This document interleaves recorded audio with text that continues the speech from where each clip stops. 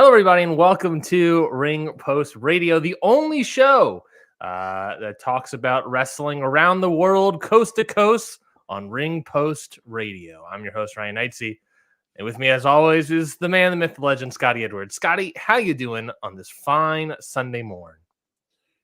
I forgot what we were going to talk about last night, so I was like, oh shit, I need to watch something. And I was like, oh, wait a minute. The whole conversation was that we didn't have to watch things this week. It's next week where I'll be in trouble. It's next week where we have to watch everything. Yeah, that should be fun. But I'm here, as you can see. Hello.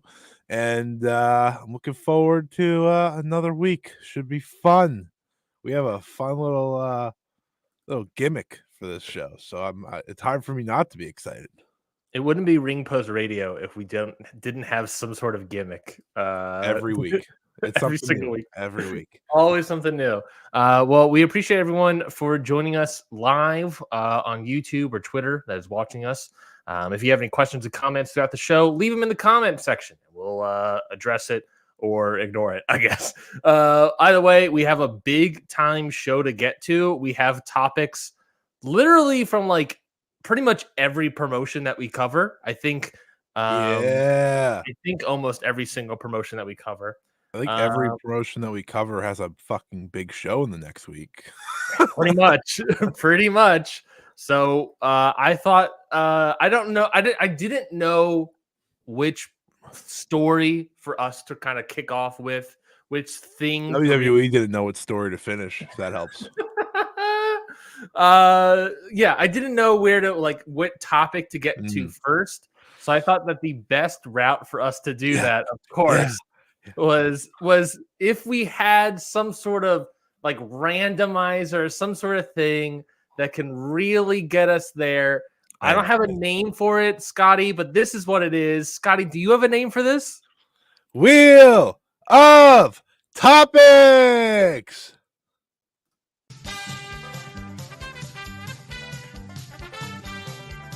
This is Family Feud song. I also couldn't find it in the I know. I was like, wait, because originally you just said feud, and I was looking for that. And then he changed it to Family Feud. So long. This show is chaos, not like the New Japan faction. This show is chaos like everything else. And we're happy to be here. Look at the wheel. Look how many topics we got. These are not just topics. These are promotions that have their own certain number of topics within it. So I guess we'll start with spinning the wheel. Spin that wheel. Oh, there is a sound coming from it, emanating from it, apparently. Since that's why I muted it. There we go. New Japan. We're going to start off with New Japan. So there we go. Anyone watching this show or listening to this show must be so confused. There is an actual wheel. I just want you to know that. If you were only listening to the show, know that there is an actual wheel that we are spinning. And then I love this show. So stupid.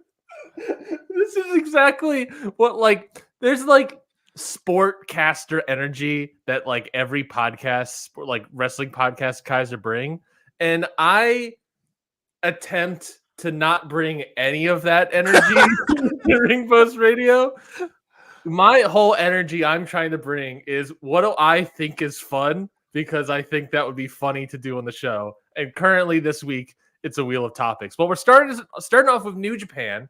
And the only real big topic to discuss with New Japan right now is that next week they have two big-time shows in Sapporo, night 1 and night 2, Friday, February 23rd, and Saturday, February 24th. And obviously, Friday messed what's me that? all up. It being on a Friday has messed me all up. I had no idea it was on a Friday till when Chris Charlton said it on one of the Fantastic Meetings. I was like, come again? Friday? I fully thought it was Saturday, Sunday. Maybe it's. It worked out better for us. Yeah, that really helps us a lot.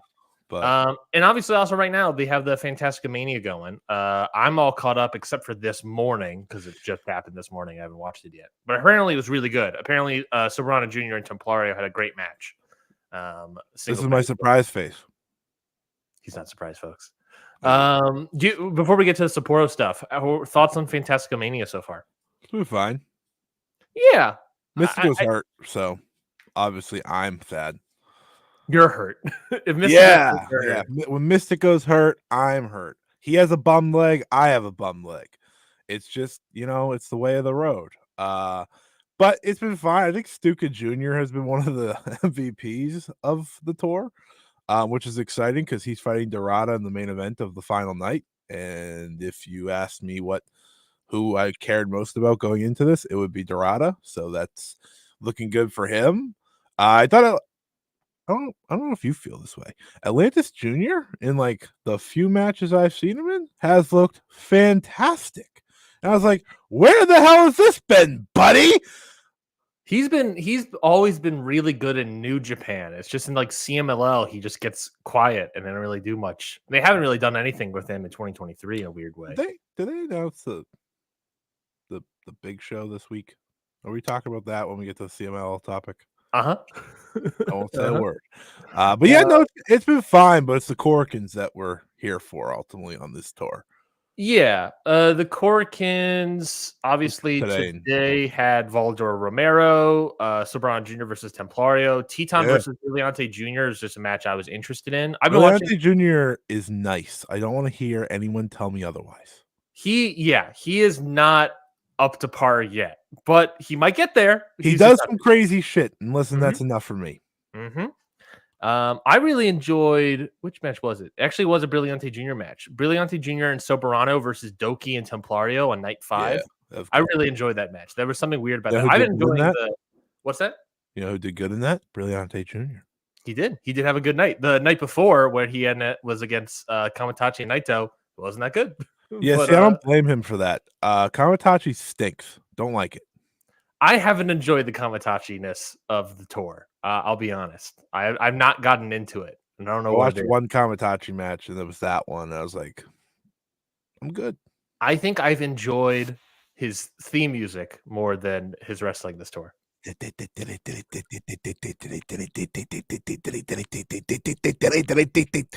you remember the SpongeBob episode? Yes.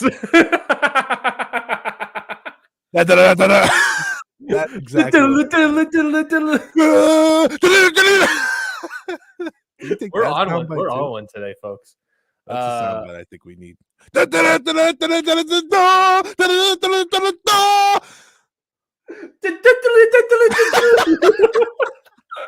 I think if we were smart enough, don't worry about it. If we were smart enough before the show, we should have had one of us dub the Ring Plus Radio theme music, like Kamatachi. Oh my god, I'm gonna do that. That would be very good. But yeah, I don't know. Fantastica Mania so far for me hasn't lived up to last year's, but there has been good stuff. But based on what I'm seeing, it looks like the Korakuen Hall show this morning, and I imagine the Korakuen Hall both sold out, by the way. Both sold out. Yeah, I imagine we'll both be very good. We got Atlantis Jr. versus Sarah tomorrow too. I'm excited for that, baby. Mystico versus Ultimo Guerrero. If Mystico's leg can work, it'll be good. And then Stuka Jr. versus Dorado is the main event. Yeah, that's gonna be good. That's gonna be the match of the tour. But of course, this weekend, like we said, also New Beginning in Sapporo. 2 big time shows here. Gotta say, I was looking over the lineups of both of these shows, and I walked away thinking, this stinks. Well, actually, no. On night 1, I might watch the whole show just night because was, newsworthy. I don't want to say it's great because Mayu and Mina can only carry so much of the load. But Yuji Nagata versus Zach. Yeah. So night 1, obviously there's a Frontier Zone match. Who cares? Get out of here. A lot of title matches. First match, opening match, Yuji Nagata versus Zack Sabre Jr. in a special singles. Sure. I'll take it. Second match. Who says no? Second match, Bolton Oleg, Rusuke Taguchi, Togi Makabe versus Yoshinobu Kanemaru, Yujiro Takahashi, and Ren Narita. That's the one that said. That's the one that got Ryan to say, "Yeah, I'm watching this whole show." I think that's the one I'm least interested in, but it was like only one match that I was like not really interested in. So I was like, I'll watch it then. You're excited for fake United Empire? No, I get you. I haven't seen Bolton Oleg in a while, so let's I do like see Bolton Oleg. The match is gonna be sub 10 minutes, so why not? Third match, Yoshihashi, Hiroki Goto, Tomohiro Ishii, and Kazuchika Okada versus Callum Newman, Francisco Kira, Hanare, Great-O-Khan, Jeff Cobb. Of course, this is Okada's, I believe, second to last match in New Japan before he leaves to somewhere. Elite. Elite. Ideally, yes. It seems like it's going to be that's the case. So I just want to say about this nasty way to send out Okada, by the way. The 1-2 punch of a dead United Empire. Crazy. And the next day they replaced Callum Newman with Matt Riddle. Yeah. It's a nasty stuff is happening in the United Empire right now. Oof. Fourth match, LIJ, Bushi, Hiromu, Yodatsuji, Shingo, Naito taking on just five guys, Taka Michinoku, Doki, Yuya Uemura, Taichi, and Sonata. This is sort of match before. Never seen. Yeah, it was like the entire Road 2 show lineup. But at least it's like the last setup for Night 2. So there's at least something there. It was the entire Road 2 to Wrestle Kingdom. We have then proceeded to do it again. Is it drawing? I'm not sure. But they're doing it. They're doing it over and over again. What matters is that CMLL drew because they sold out Korakuen twice, and that's all that I care about. And then we get into the latter half of the card with 5 title matches, kicking off first with Mayu Utani. Before you go through them all, sure. Just quick glance. How many of them do you actually think are going to be good? One.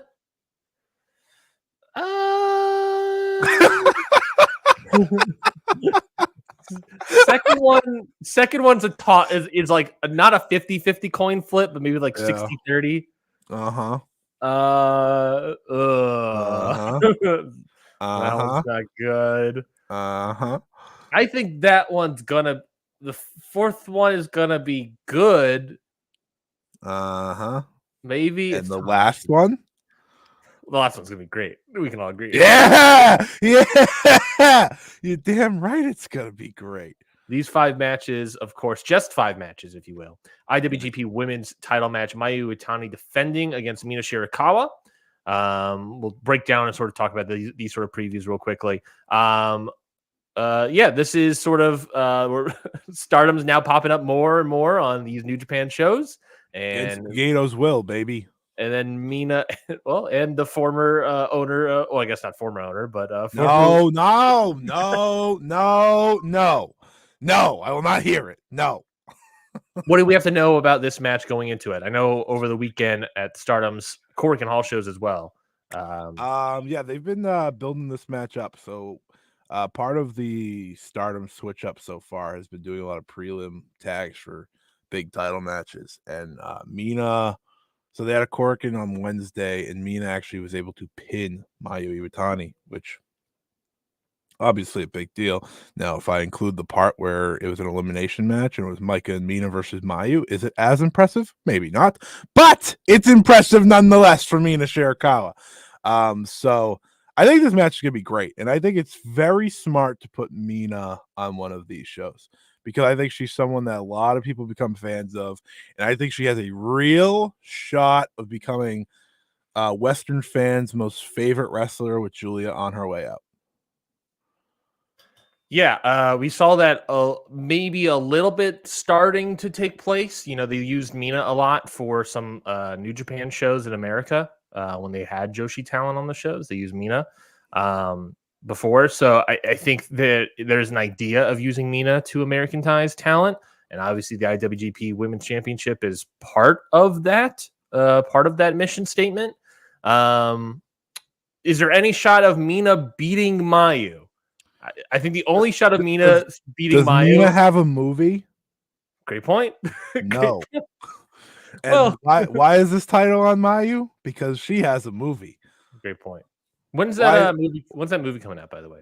May 17th. Okay, so she's Tickets probably on she's sale now. at least holding the title until like June. Yeah, I would think so, and then she could drop it. But I think it's gonna be great. I think this is gonna do a lot for Mina. Like, there's gonna be people that watch Mina do her thing, and they're gonna be like, "Oh my god, she's the greatest." Mm-hmm. I'm just telling you that now. Like, that is gonna happen because not everyone has seen Mina, and Mina's one of a kind.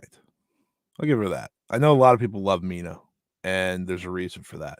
And I think she is the smartest choice for this match, just because I think she is someone that will not only deliver, but help make fans, if that makes sense.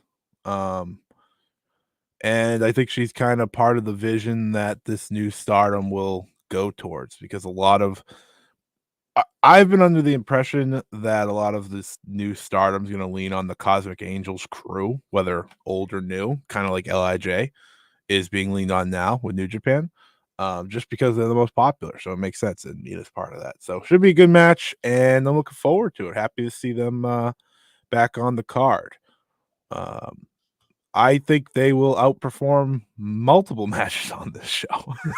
I think they have a good shot. I think the problem with time. that, it's going to be the classic like Stardom wrestlers on the New Japan card problem of their match time is going to be sub 10 minutes. And I'd like to think they get more than 10 because Starlight Kid and Ruaka did 2 days ago. Well, they got 12. They got 12? I thought it was 8. Well, that's fine. Then there we go. Either way, they got for history of Stardom matches in this company, it could be argued that they got way too long comparably to like compared to the kind of match Kyrie and Tam. But yeah. It was 12 minutes and 26 seconds. All right. Yeah, it was longer than every single match. That's on the show. Every match on the show. That's pretty good. That's crazy. Well, that's pretty good. I would say it would be pretty good if like it was a match where the wrestlers were for sure going to deliver, but Starlight Kid did good. Yeah, I would say Starlight Kid did well.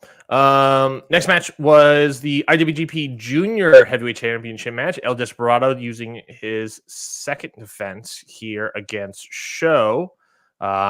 This came about with Show basically attacking Master Wato, which was kind of aligned with Despy, taking his mask. And then when he was like, "Oh, I don't want to challenge," and Despy was like, "No," and then now they're fighting. So that's the match. That's the build. That's the build. It's basically a revenge match, I guess. To not revenge, but to what's that word? To seek justice for Master Wato and get his mask back. So I fully think this is going to be a Despy win. I don't think there's. Did you see the rule that they added? No, it's I did not officially added. But I guess the gimmick between Show and Desperado, and while New Japan hasn't said yes, so it probably won't matter. But Show said that he will join Strong Style if he loses. Oh yes, I remember that. I remember seeing that he said that he has to, if he loses. I think it was he goes Despy back to being real Show. Yes, I think Despy was the one that originally pitched that. Yeah, idea. Which I just want to point out. I was shocked to learn Strong Style existed still. Me too. I saw Starlight Kid talking about joining Strong Style. I said, Strong Style still exists? I think it's just Desperado. It is. Suzuki doesn't wrestle in New Japan anymore. Pretty much. And who was the other guy? Ren Narita? Yeah, he's out. He's in House of Torture. Oh, he is? I had no idea. Next up, never open weight title match. Shota Umino versus Evil. Evil doing his first defense here against Shota Umino. This is just sort of a kind of a runoff match from the Tamatonga Evil match where Evil won the title. Evil. Shota Umino kind of getting back. Evil! Why are you doing the actual voice when we have a soundbite for that? I know. So yeah, this is just kind of Shota Umino getting kind of revenge again for Tamatonga and trying to beat Evil. Do you think there's any shot bro. of Shota Umino getting the win here? No. And that's the problem. Why do I hear myself all of a sudden? I don't know. Oh, it's gone. It's gone. I don't like that Shota has to do this because I think like we were building him momentum, and I understand he has to do this match because he beat Ren Narita. But man, I just want my guy to succeed. But the New Japan Cup's coming, so it's okay. They'll be quick to get over. I'm sure he loses here because I don't think he needs to never. I don't think that's where he should be going right now. I forgot about the New Japan Cup around the corner, and putting this all in light of like that as well. I wouldn't be surprised if we get like an Evil defense here, successful defense here, and then they pair up at some point in the New Japan Cup, and then Shota beats Evil. It's a great shout. That's a great shout. And then that would obviously build to another title match or whatever. Or no, that's Shota, okay. No, that's okay. Or Shota ultimately wins and nothing matters. I don't think he's gonna win the cup, but I do think him, Tsuji, and Uemura all need to go very far. I hopefully agree. We haven't gotten. Well, you should just agree. I mean, you don't have to hopefully agree. You can agree and also be hopeful that it happens. Exactly. We haven't gotten the New Japan Cup stuff yet. I imagine. Well, by the way, I imagine we might get it this show. I think this is the first show. We'll get to put the bracket on the screen when we fill out. I want to say this is the last New Japan big show before they have an anniversary, like the day before. But so yeah. It'll definitely be before the anniversary show. Then it might be. Then we might get the New Japan Cup brackets after this show. Probably not night one, but probably. Semi-main event: New Japan World TV title match. Hiroshi Tanahashi defends his title against Matt Riddle. We saw this come about at New Year Dash, and Matt Riddle made his announcement for coming to the company, challenging Tanahashi. So this is Matt Riddle's, I believe, debut match in New Japan. No, well, I guess technically Battle in the Valley was, but New Japan, Japan proper. I think Matt Riddle wins.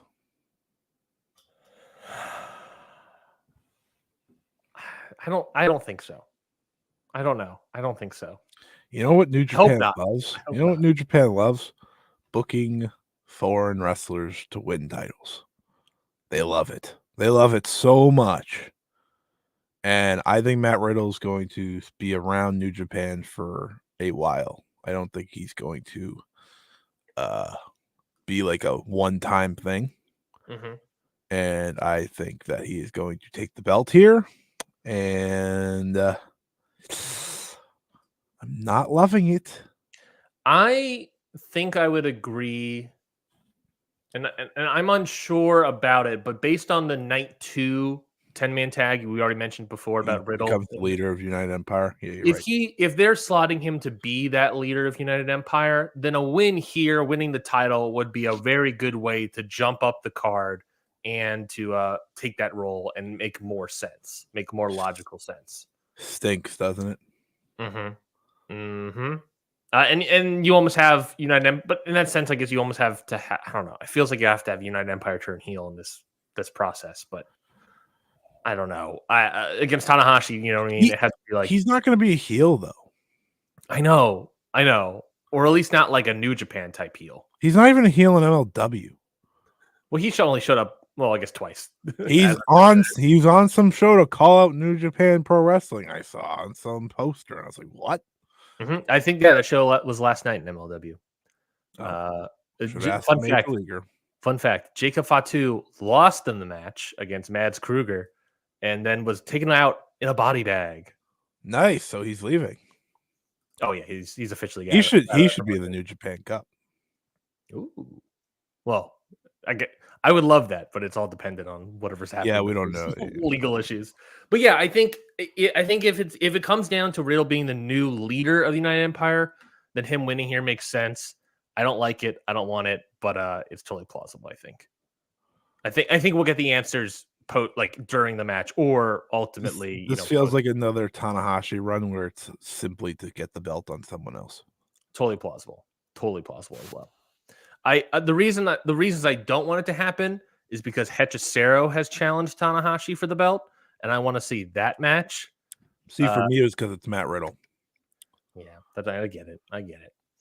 Main event IWGP Global Heavyweight Title match. Nick Nemeth making his New Japan debut, challenging David Finlay in his first defense of the Global Heavyweight Title. Yeah.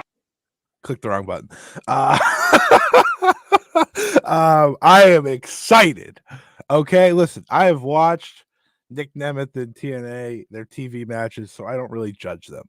And they're also TV matches against the Rascals. So I'm not really judging them. This is the one, right?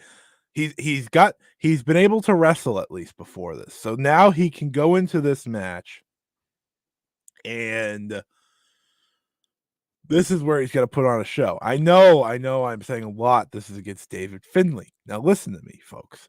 David Finlay is not a bad wrestler. He is not incapable of having good matches. We know this.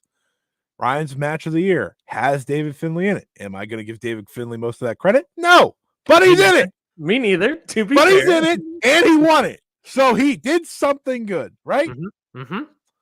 I don't think it's impossible, and I think David Finlay is going to be very determined to make this title matter because he is the first champion, and I think Nick Nemeth is very determined to make himself prove everything.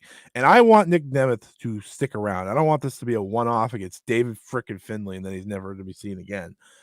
Dream scenario would be within the New Japan Cup. I'm not going to get my hopes up for that, but it could always happen. You can pre-record things for TNA and it won't matter, right?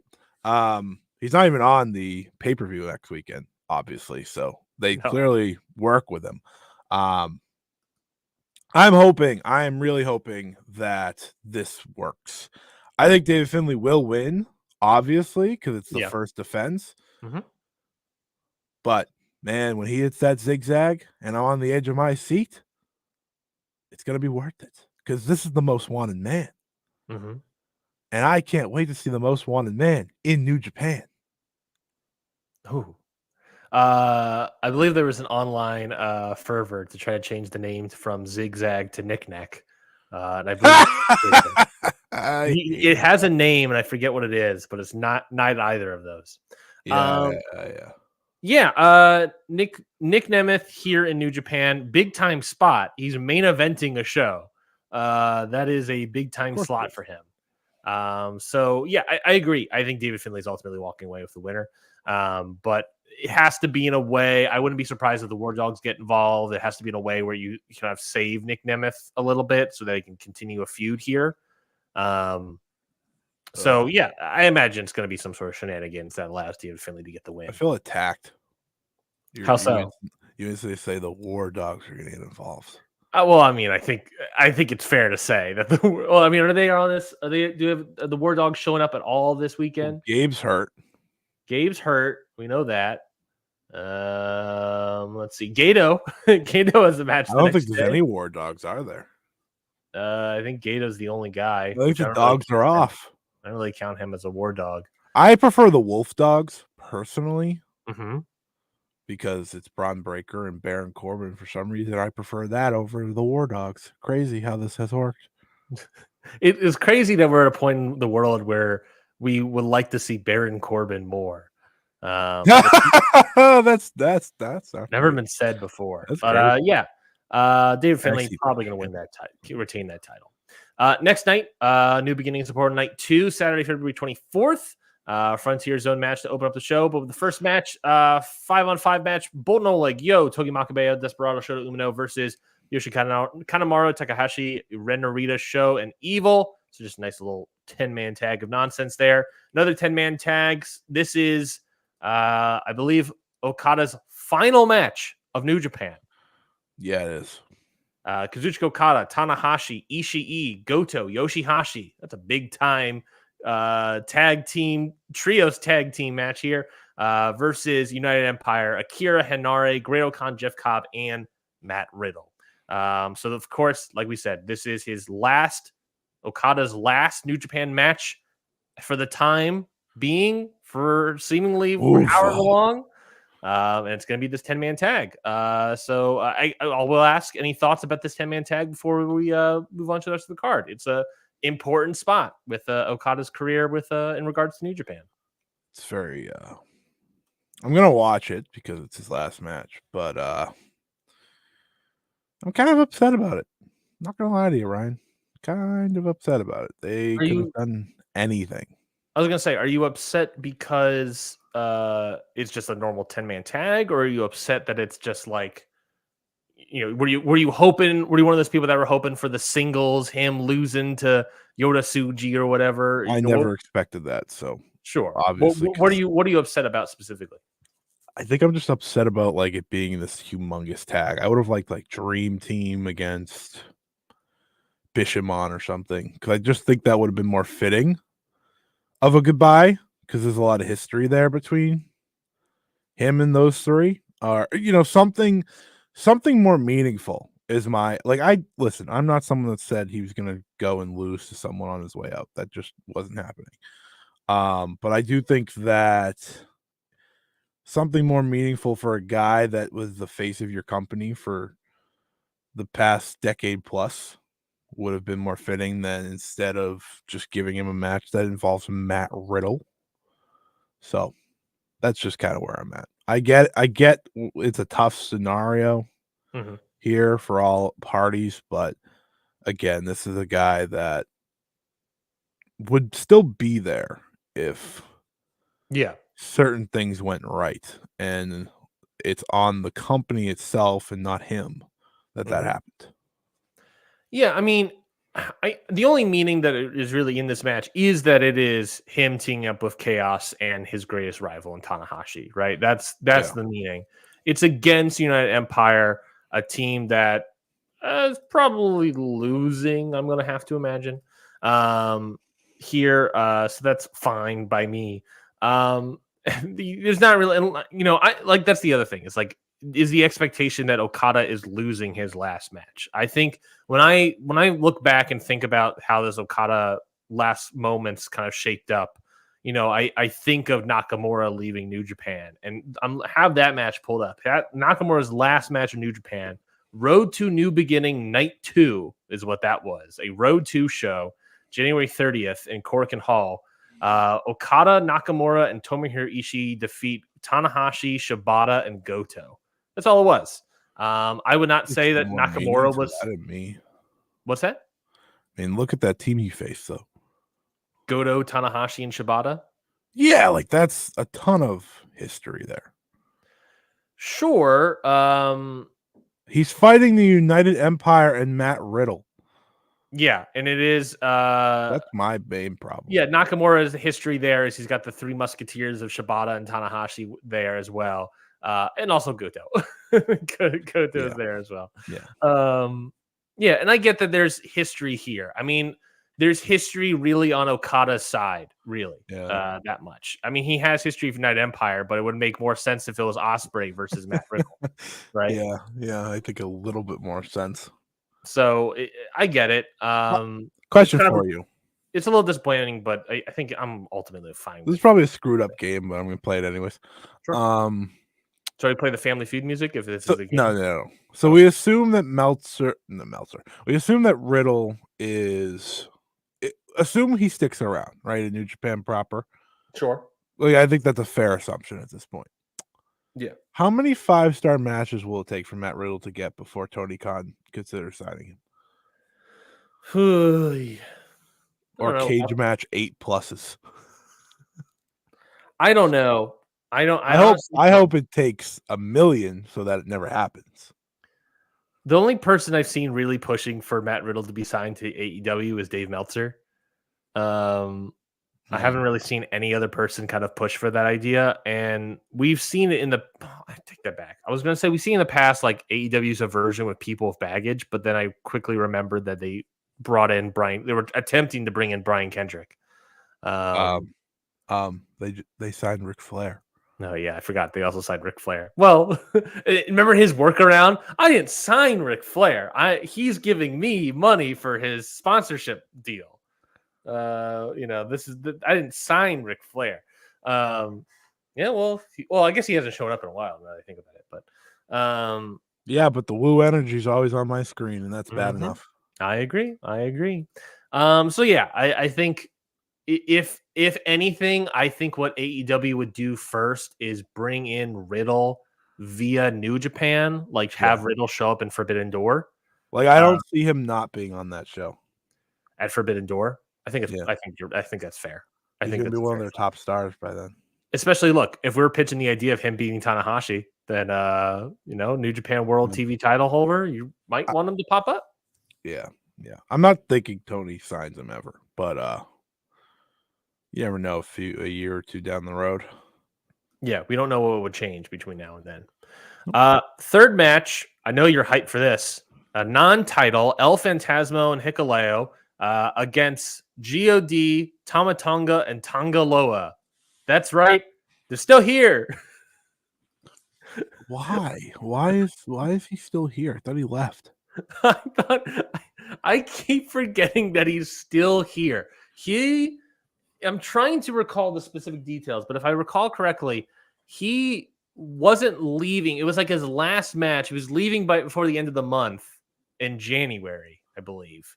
But then he had that match with Evil, and I think I recall them saying of like, oh no, he's actually going to be around till like February or March or something.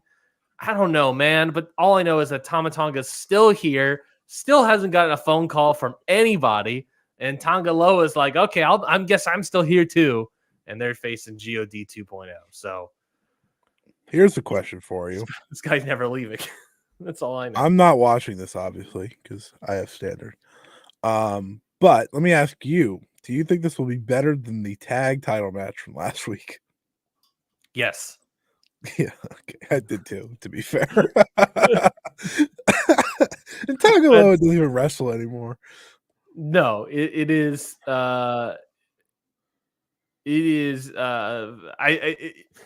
there's no way it will be worse than the Kenta Chase Owens match.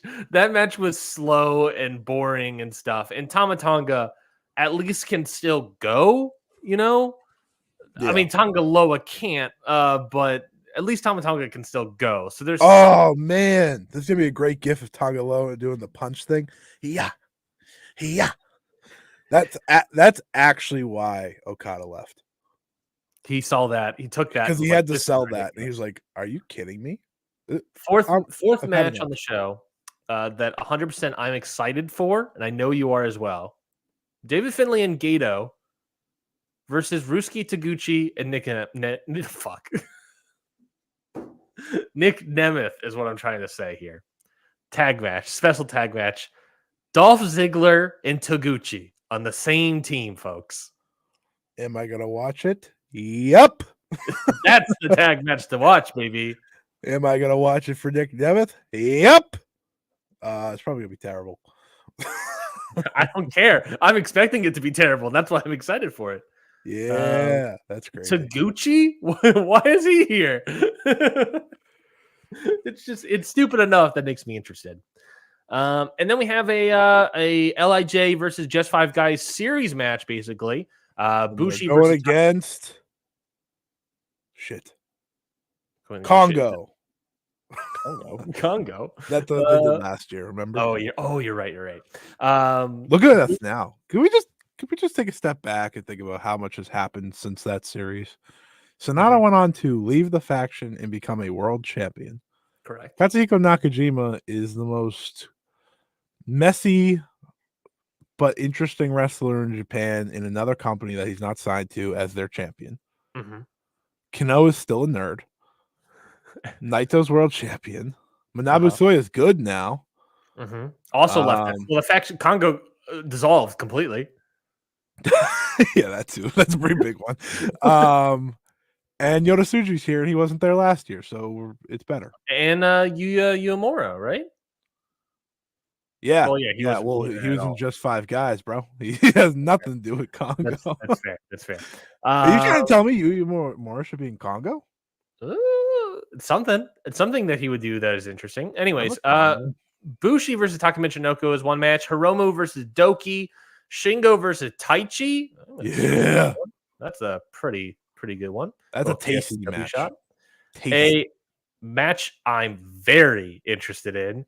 Yota Tsuji versus Yuya Uemura, repeating from the Wrestle Kingdom match, but this time hair versus hair. Hashtag my main event.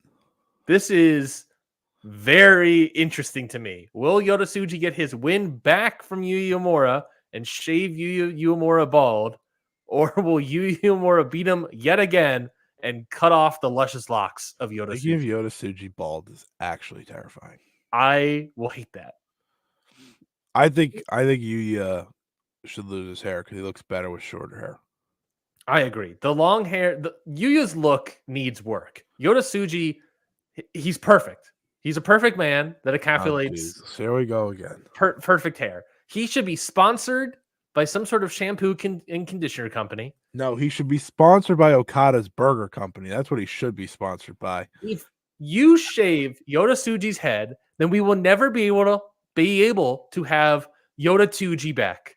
Because Yota Tsuji, of course, will keep those luscious locks, unlike his brother. More importantly, Ryan won't be able to get gene blasted anymore. No, my genes will be forever non-blasted if this happens, folks. Man, that's where I'm at right now. I don't know. Is there any inkling of who it is? I have no idea. The hair versus hair throws me off. I think Tsuji wins. I think as well. And I think Tsuji has a very strong New Japan Cup as a result. I think Yuya does too. Again, if it was a perfect world, which it won't be, my final four would be Zach and the three that aren't Ren Narita. Yuya Uemura, Tsuji, and Shota Umino. Shooter. Yeah, that would be. I think Shooter's easily in this final four. I think has to be those two. I feel like one of those will not be it. Ren Narita, I'm full. Not him. I'm not counting him. He's not part of the. He got kicked out of the Rewa fellas. It's now Yuya. He's replacing him. Yeah. Sorry, Ren, but you lost your job. I think it's gonna be very interesting, right? Because like, there's a real chance the one that gets shaved bald here goes further, and I think that's interesting.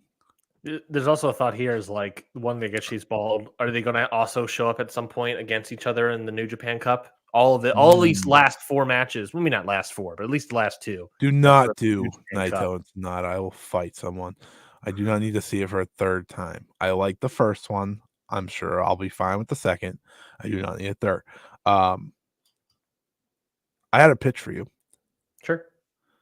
New Japan Cup. You know what they should do? This isn't a pitch. This is just an idea that I really need to happen. You know what they should do? They should put Big Suge versus Shingo. That's what they should do. Ooh, baby. Oh man. Let's talk about speed and intensity. Ryan will be running around his room. I would look at my New Japan card bracket and just figure out how to get to that match. The shirt would be off. He would be losing his mind. He'd be like, "Oh baby, here we go." I could just imagine it now. And personally, I would probably do the same. So it would be a great match. It's a dream match for me right now. And then the main event here, IWGP World Heavyweight Title match, Naito versus Sonata. Sort of a rematch from Wrestle Kingdom on the other foot. Will Naito defend against Sonata, or Sonata get the title back? Swerve of the year. They just gave Naito the title to do the roll call, and they actually want it still on Sonata. I don't think there's a 0% chance that's plausible. I think it's like 10% maybe, but I don't know. I don't think you're out to lunch with that idea. I prefer if I am out to lunch with that. I'll be out breakfast, lunch, and dinner. I mean, I agree. Well, hold on. Yes, I fully agree. Because now that I think about it, we would then have Sonata versus Jon Moxley at Windy City Riot. Well, no, that's not a title match. They've never announced it as a title match. It's just Naito versus Moxley because, as Chris Charlton said, we can't guarantee a title match until Naito has the belt still. Oh, okay. So, assuming Naito wins here, then it's a title match. It's going to be a title match. But my main point was they're not going to, in kayfabe, switch it to Sonata. Yeah. Okay, then Naito gets the win here. Is Evil involved? Are we doing that stuff again here? I don't know. Maybe, probably not. No, I think you just have a clean match. I mean, Evil, yeah, because Evil didn't come until post match, anyways. Yeah, he's not. He's disappeared in the first match because I presume Evil would probably be one of the next challengers after Naito. Oh man, does Evil win the New Japan Cup? Again, they're gonna run back exactly the same thing that happened a couple of years ago. Yeah. Wait Man. a second. Wait a second. This company's cooked if that happens. I think I immediately put Evil in my top 4 then to win the New Japan Cup. Zach, Evil. Oh. You want to get that wheel back? Yeah, I think that's the last topic we have for New Japan. So let's go back to the Scotty Wheel of Promotions.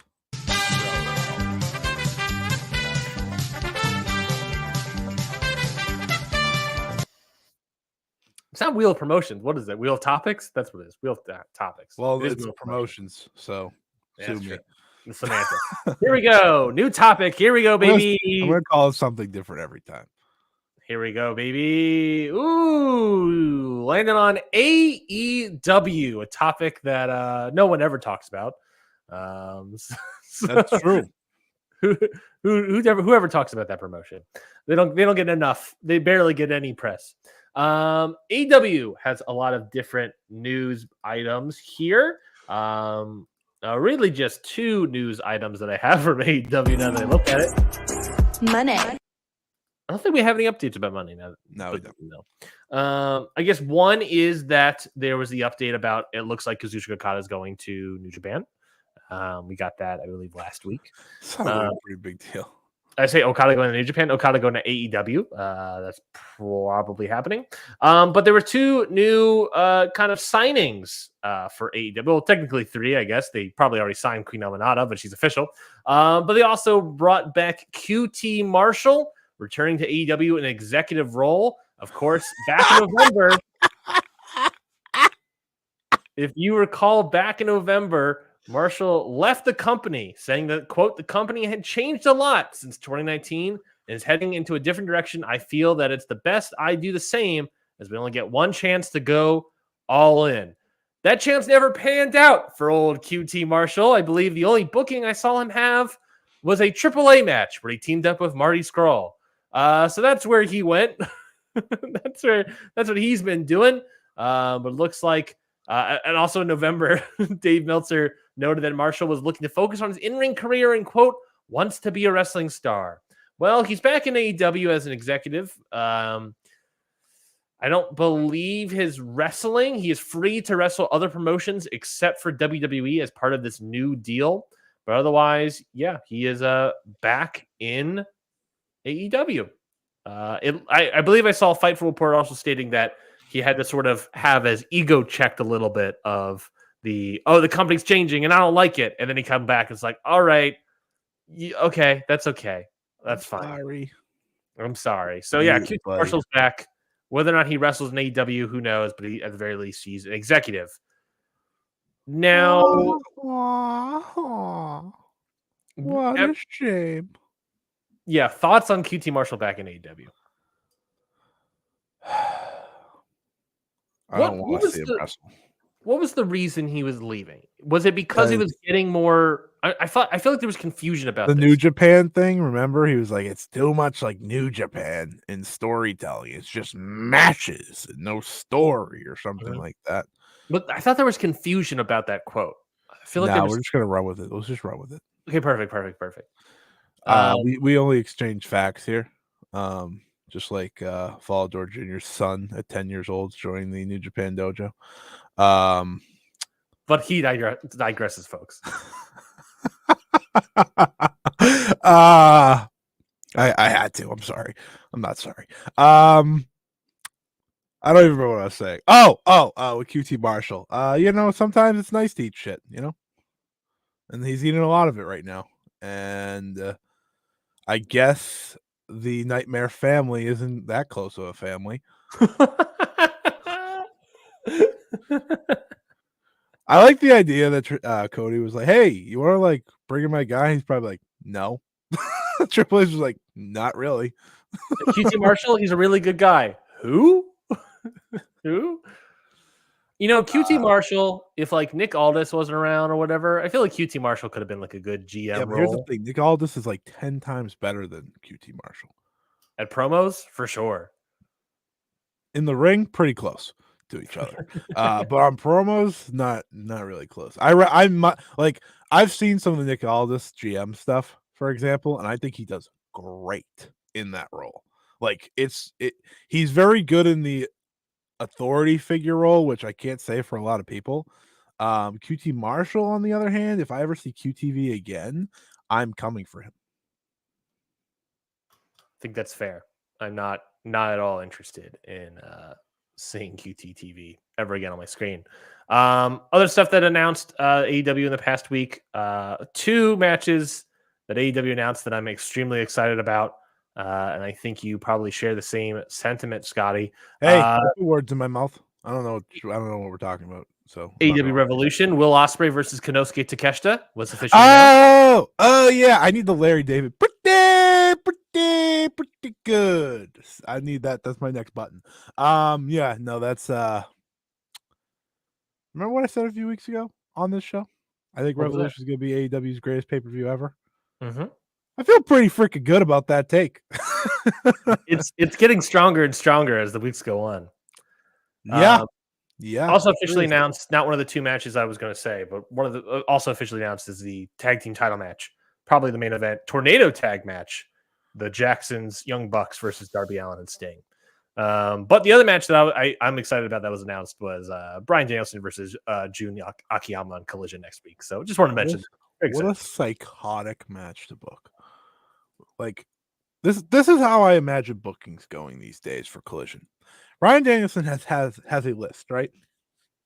He says, Tony, I'm doing all these, whether you like it or not. So big tone. And that's exactly what's happening. He has got Yuji Nagata. He's got Hechicero. He's got Jun Akiyama. Who's next? He just had Yuji Nagata pop in for half a spell. I said Yuji Nagata. I was looking at something. Sorry. I said Yuji Nagata, Hechicero, and now Jun Akiyama in a row. Mm-hmm. And the other CMLL crew is a rivalry thing. He's getting his Blue Panther match, which we'll get to. Like Bryan Danielson asks for all these things, and Tony Khan has not said no. Which means he's gonna get his Ospreay match that he wanted. Which means he's gonna get. I don't know what else this guy wants. I don't know what else he wants. I don't know. Hornswoggle popping up against Danielson, a bear. He's fighting Eddie on pay-per-view again, which is incredible. Obviously, like I don't know. I don't know who else he wants, but he's getting them all. At what point is he actually fighting a bear? I mean, that's got to happen at some point, right? I won't rule it out. I'm not ruling it out, folks. Another addition to the behind-the-scenes roles of AEW is Rocky Romero. According to Dave Meltzer on the Wrestling Observer, reported that Rocky Romero is now working in AEW's front office. He also works for New Japan behind the scenes, along with take that back. He's not working with CMLL, but he's certainly helping bring together the CMLL AEW relationship and kind of helping that whole thing. The Forbidden Door himself, Rocky Romero, part now of the back office of AEW. Before we get to the whole kind of drama, I guess, behind that, I think no matter what, having Rocky Romero in your office is an extremely great thing to have. He is, as we saw in the past year or so, done great stuff for all these connective companies. He's been the connective tissue for every company under the sun, basically.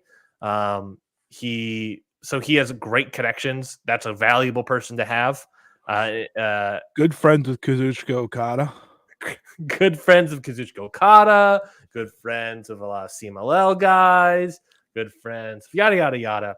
But he has a lot of great connections, both in the wrestling ring and also in the back office of various companies. So from that perspective, from an AEW perspective, he's a no-brainer. If he wants to work in that back office, I'm signing the guy no matter what. Now there's some drama about Rocky Romero being signed, and Scotty, do you want to get into a little bit of that drama?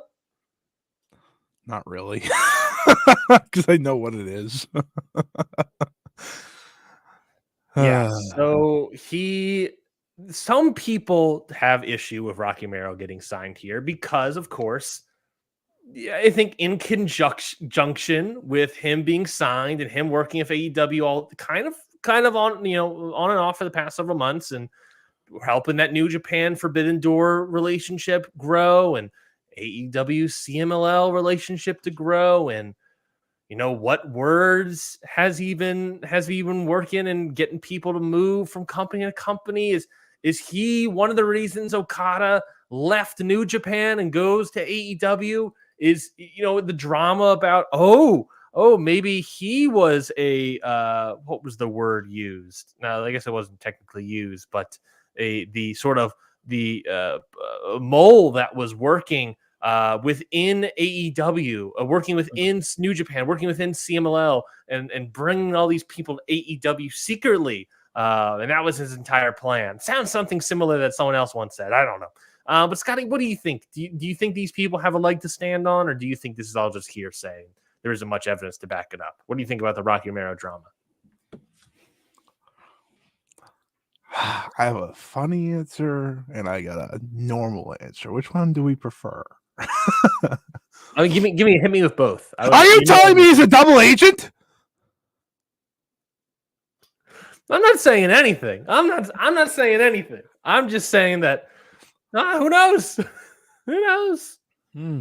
I mean, he didn't ruin the Japan economy, to be fair. That's true. No, and ultimately, like, I am in agreement. Like, he's a benefit to the AEW front office because it feels like the way to work with all these relationships easier, rather than like if he feels like the point man now for them to balance all those, and I think that's going to do them a lot of good. But I mean, I had to make my joke, especially after certain tweets 2 weeks ago. Yeah, Sir Tony Khan. He's a great. I think a point man is a great point, man. That if you want to talk and work with New Japan, you work through Rocky Romero. If you want to work with CMLL, you work through Rocky Romero. Tony Khan doesn't really have to focus on New Japan or CMLL because he has Rocky Romero to basically that be his role. Bingo. Right. He is the sort of international promotion relationship guy. And that's kind of what he already was, and now he has a more formal role. That's basically how I'm reading into this. Yeah. It's makes all the sense if he's willing to do it, which he clearly is. He doesn't wrestle like a ton, so I think he likes doing the behind the scenes stuff, and he makes a lot of things work for these companies. He's made a lot of things work for AEW, so it's a benefit for not only the fans but AEW itself. So I think it's a good move. Mass fan and 84 in the chat brings up, I thought they were about to get into Conan being fed up with AEW CMLL. I was going to save that for CMLL, but I guess we could talk about it in the AEW section. Yeah, we can just do it now. Yeah, it kind of fits in the AEW stuff. So allegedly, some source of Dave Meltzer that works potentially some source from AAA. He really likes to DM a little bit. That uses also specific language that shows up in the source quotes. Was sort of upset about this whole CMLL AEW partnership. I don't have the story right in front of me, but that was basically the gist of it. Is that everyone believes Conan is all upset about, up in arms about AEW and CMLL working together, but meanwhile, Conan is the guy that sucks, I guess, to put it lightly. I want to pull up. I think the best way to get my thoughts on it is Rob Viper, who is a big Lucha follower, gave a really good thread about his thoughts on the whole Conan aspect of this. So I'll Jesus Christ, he tweets so much. He tweets so much. But yeah, there's a lot of different aspects to it. I don't know. It's Conan. I don't give a crap about Conan, to be honest. AAA is arguably nothing right now. An extremely boring company where no one is even watching it. Not even the main events anymore.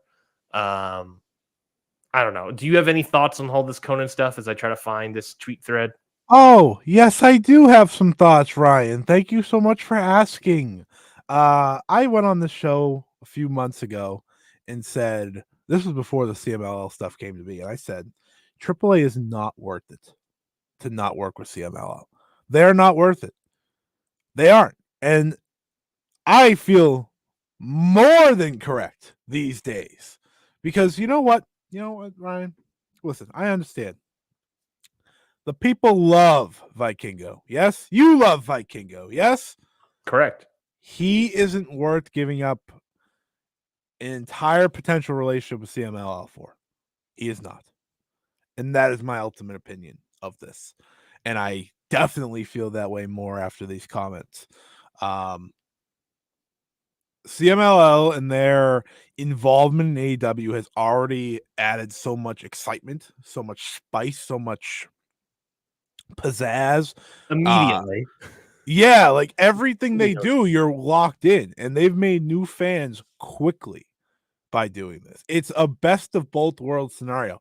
Having CMLL wrestlers on AEW makes it more interesting for me, and it makes it more exciting for the CMLL crew who are going to bring eyes to their product, as we are seeing, and we will get to when we get to the CMLL section.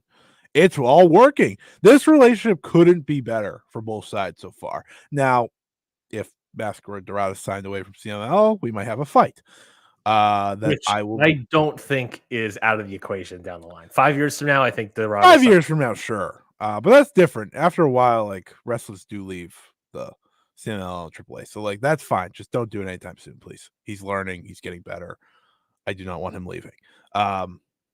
But yeah, that's kind of how I feel about it. Like Conan and AAA,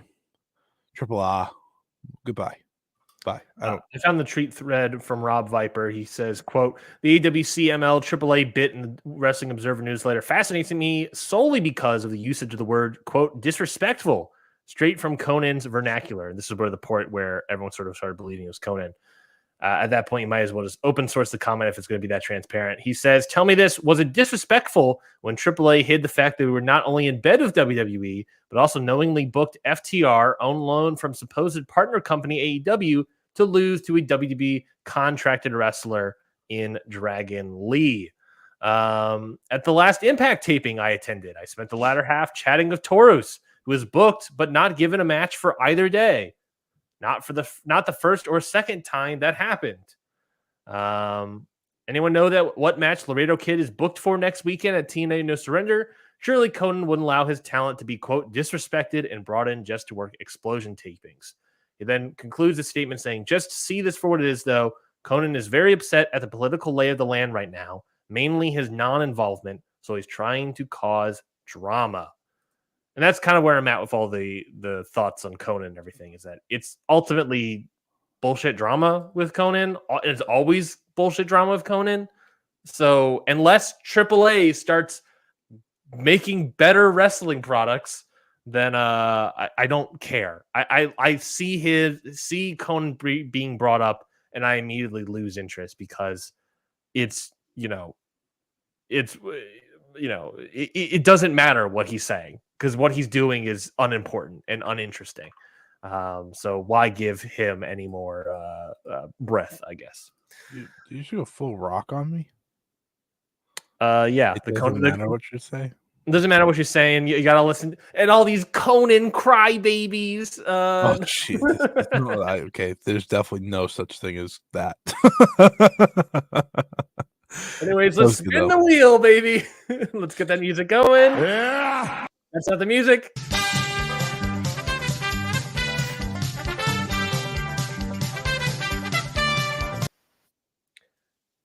And we're landing on All Japan. Going over to Japan this time and talking some All Japan. We're really all around the globe here today, huh? We're globe trotting, folks. My favorite part is we're running back and forth each time. I think that's great. Yeah, that's pretty much the idea. All Japan, they have two. I think they actually have technically 4 big time shows. Well, I don't say that. 2 big shows, 4 shows. 4 shows, 2 of them big, and they're being potentially sued. But let's talk about the shows real quickly. On February 20th, they have an All Japan show. Oh God, this is in Japanese. I need it translated. I got you. What if it's not translated for me? I can't read any of this. I got you. I have it because I have the actual like people on the card, so I know it. Please. All right. So the reason Shuji Ishikawa is gone from this company, they'll have an actress girls match ahead of the actual show to get things going, because for some reason that was worth losing Shuji Ishikawa for. The first match on the show, and one of the more important matches on the show, Ryan, is the singles match between Hideki Suzuki and Suwama. There's been a few stories about this throughout the week that they decided if they're not going to main event, they want to be the first match on the show to get things going. So they sound pretty inspired heading into this one. There's two levels of where this match can be. It could be a snooze fest or it could be great. There's no in between with Hideki Suzuki and current day Suwama. I'm gonna lean towards this being good because they have been talking about this for a while now. Like this is a big match for them. So I'm looking forward to it. I don't really give a shit who wins, but in my head, a Suwama versus Katsuhiko Nakajima match excites me. So I kind of want Suwama to win and then challenge. Yeah, it's something. Suwama was a big star in All Japan just a couple years ago. Like, pay some respect to Big Suwama. God, yeah, baby. Especially with Ishikawa gone, I think he's a little more important now. I agree. What else is on this card? We got bunch of tag matches I'm seeing that don't really have. Yeah. We got Jiro, Hikaru Sato, Hartley Jackson, and Shotaro Ashino versus Naruki Doi, Hokuto Mori, Asumu. I can't read that. Nishimura and Nishimura, thank you. And Ren Ayabe. We got Kono and Toshizo versus Ryuki Honda and Yuma Anzai. We got Kento Miyahara and Rising Hayato versus Yuma Aoyagi and Atsuki Aoyagi. Now that's a tasty one. That should be great. That's just we like each other and we're just gonna have a match, and I'm all for it. For the Gaora TV Championship, it'll be Ryo Inoue versus Saigo Tachibana. That's not good. And I don't know anything about the Gaora TV title. I'm not following anything in All Japan that's with that match. And it'll be Dan Tamura defending the junior heavyweight title against Fuminori Abe. That should be great. Yeah, and in the main event, replacing his brother, it'll be Jun Saito challenging for the Triple Crown Championship against the world champion Katsuhiko Nakajima. Now, what's interesting to me about, obviously, the main event, Nakajima versus Saito, obviously, before it was supposed to be Rei Saito, what's interesting to me about this match is that I'm pretty sure that they were always building towards this match. If you recall, at the end of the year show, Nakajima versus Miyahara, who was, I think it was on commentary or at least ringside for that match, that they kind of had a stare-off between each other, between Nakajima and the other person. That person was Jun Saito, not Rei, but it was specifically Jun. And then the match was going to be Rei Saito. And now with Rei gone, I think the match has obviously moved up to Jun. I am unsure, Scotty, and that's not a zero chance. I think I'm sub 50%, but I don't know. I think there's a chance Jun Saito could win this match. You have a lot more belief in him than I do.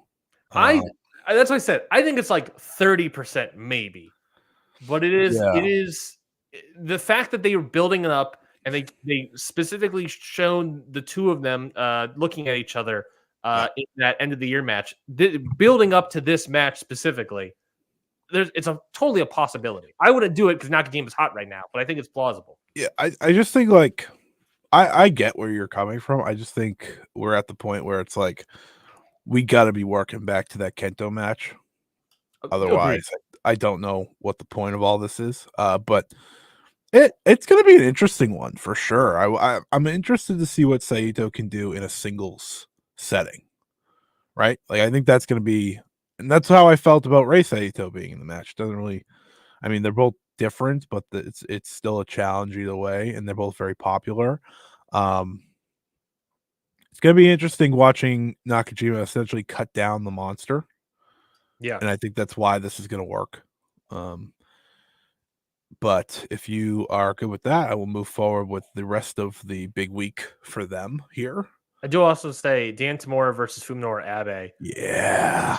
Very excited about Abe in this match. Dan Tamura, I'm not fully in on yet. I'm close, maybe, but I'm not fully in on yet. I think this match will help. I think this match will help significantly to get me over that hump. I love Abe. He's the guy, as I like to say. He's really good. And the next show I believe I had was February 25th. So we're going to cut before that because there's one important match before that. Oh, please. To get to the 25th. And that'll be the 23rd, where we decide the challengers for the tag team titles with the Saitos out. That main event will be Suwama and Hideki Suzuki versus Ryuki Honda and Yuma Anzai. And the winners will go to that 25th show to challenge for the belts. Mm-hmm. So against Miyahara and Aoyagi. Yeah, you're damn right. What are you hoping for? Which team? I think an interesting team to me would be Yuma Anzai and Ryuka Honda. Yeah. That would be a more interesting to me team. I think that's who you go with. Well, it's a more interesting team, but I think a more interesting match is Suwama and Suzuki, because with the Anzai team, I'm looking at this like, oh, Miyahara and Aoyagi are obviously winning. Sure. With a Suwama Suzuki team, I have no idea how that's going to shake out. There is no, I cannot tell you who is going to win that match at all. I will say this confidently. I think both matches will result in a great match, no matter what, for the title. I can agree with that. Because here's the thing. It's Kento and Yuma. They will not let it be anything but a great match. That's how lovely those two are as a duo. It's like, I know this is going to be great.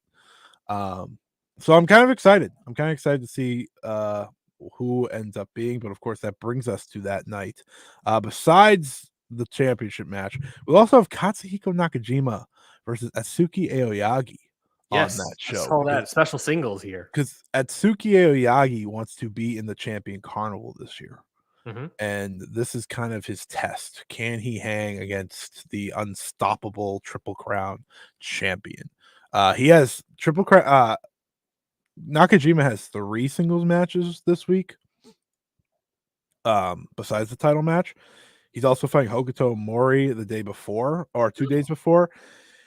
And he's fighting Ryo Inoue the day before this. So he's fighting a lot of the young guys, which I think is pretty cool for them. But ultimately, I think this title match I think this is going to be a great opportunity for Atsuki. I think he's very good. I would have loved to see Rising Hayato get this, because Rising Hayato is my guy out of the juniors. He's doing the Rising Hayato pose. Yeah. But anyways, get to the title match here. It's going to be a toss-up. I actually think Honda and Anzai would have a shot if they were in this, because I do think they like them. But it would definitely be more like, okay, it's probably going to go to Kento and Yuma. I think it's going to Kento and Yuma no matter what. I think. Yeah. With the Saitos out. I think they were going to beat the Saitos no matter what. Yeah, because they were running it back. But it's going to be great, and that's what matters. And this has a chance to be the match of the week. If we're saying, and not to go back to it, but I am, but the idea of we both thought that the Saitos were going to lose, right, against Miyahara and yeah, probably. Does that help my percentage of Saito potentially winning Nakajima? No. Yeah, it doesn't really happen, because All Japan, they do tag champion and world champion at the same time. I think Yuma was just that before. He dropped old. Yes, he was. They do it literally all the time. I just did a big like attendance report about like Kenta Miyahara in All Japan, and he is world champion and tag team champion nonstop, basically, in the past like however many years it was. Kento Miyahara. Yeah, he's good. This should be a fun week though for All Japan. So looking forward to that. In other All Japan news, the Inoki Genki Factory published the IGF basically published the content of a warning letter sent to All Japan and Katsuhiko Nakajima. This letter is posted by Eastern Lariat. The letter states that if, quote, such performances are repeated in the future, IGF will, quote, seek an injunction and compensation for damages as a violation of trademark rights and the unfair competition prevention law. Basically, various phrases that All Japan and I guess Nakajima have been kind of using as part of Nakajima's gimmick here. Key bullet points of the letter. There wasn't any contact between All Japan, IGF, or the Inoki family. IGF and Inoki family are, quote, puzzled about All Japan's trademark inquiry for token style, and they will continue to take appropriate measures to deal with any trademark infringement. Makes me more interested in Nakajima. Gotta be honest. He is. He's an interesting cat, isn't he? The not official but metaphorical son of Kensuke Sasaki and Akira Hokuto never fails to entertain me. I will say that. He is one of a kind. This run is incredible. It cannot stop right now. It needs to keep going until, though I will say this. I would trade him being champion in a second if we could avoid the NXT All Japan stuff forever. Me too. But I do enjoy what he's doing. So there's that. The also Eastern Lariat also wrote the ending of the letter is very moralizing. Quote, as you know, the founder of All Japan Pro Wrestling is Giant Baba, who, along with Inoki, created the golden age of pro wrestling. We wonder how Baba is looking at the situation from heaven. And that's how they ended that letter. That's a mic drop if I've ever seen one in a legal letter. Jesus Christ. That All Japan president does not care. Of course not. But get to the wheel.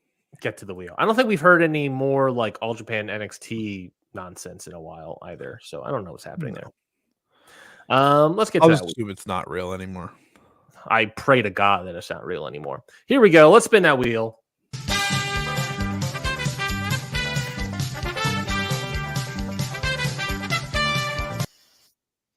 Ooh, this is going to be a quick topic here. I wonder if it's Stardom. It's Stardom. We're going to talk about Stardom real quickly. And we kind of already mentioned it before, but Stardom had some shows over the weekend, some big-time shows. Kind of the big first shows with no Rossi Ogawa at the helm.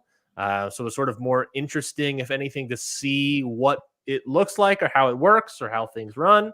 I haven't gotten to watch the shows yet, so this will be a quick topic here, Scotty. But how did you think the shows were run, and how do you think they were run without Rossi? And what do you think of the big time tag team, new blood tag team title match, and the strong women's title match between Natsuko Tora and Julia?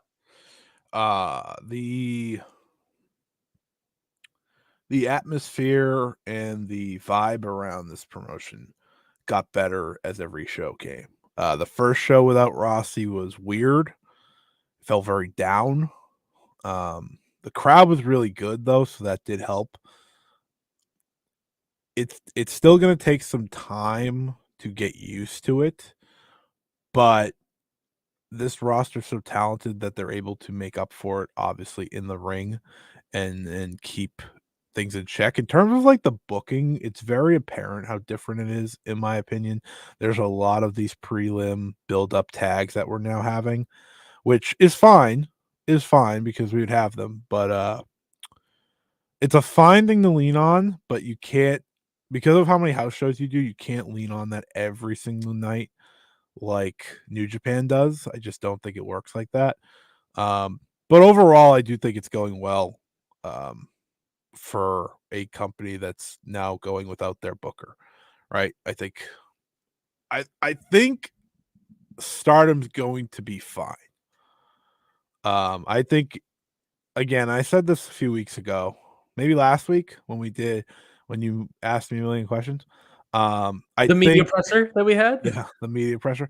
I think there's a reality and a likely reality where both of these promotions thrive in the future. And I think Stardom is going to lean on the right people, and I think Rossi is going to be Rossi, and when he has to make new stars, he will. And I think it's all going to work out for the best. And yeah, this weekend had a great live Cork and Hall show. The vibes were incredible. There was, I know people got upset about no commentary, but I don't listen. This is maybe a hot take. I don't really like commentary at all for most of the things I watch. Like, if it's not on, I don't have a problem. And maybe that's because I watch so much Japanese wrestling, so it doesn't affect me. Like, if you watch exclusively AEW and WWE, then maybe that's why, like, I think people probably get upset. But they didn't have commentary for the show, and the crowd was hot. It wasn't like once close sold out or anything. They're gonna have to work hard to get the attendance back to where it was, obviously. But show was great. The New Blood tag was unreal for a match that I had no expectations of that high for. Freaking Chan Yoda, what an animal. Had it Ryan, you gotta listen to me here. She hit a headbutt in this match out of nowhere, right? Mm-hmm. I saw this GIF. I made sure to watch this before we got. And got she going. freaking and she said, like, the day after, she was like, I have no idea what happened after that. And I was like, yeah, Wrestling, baby.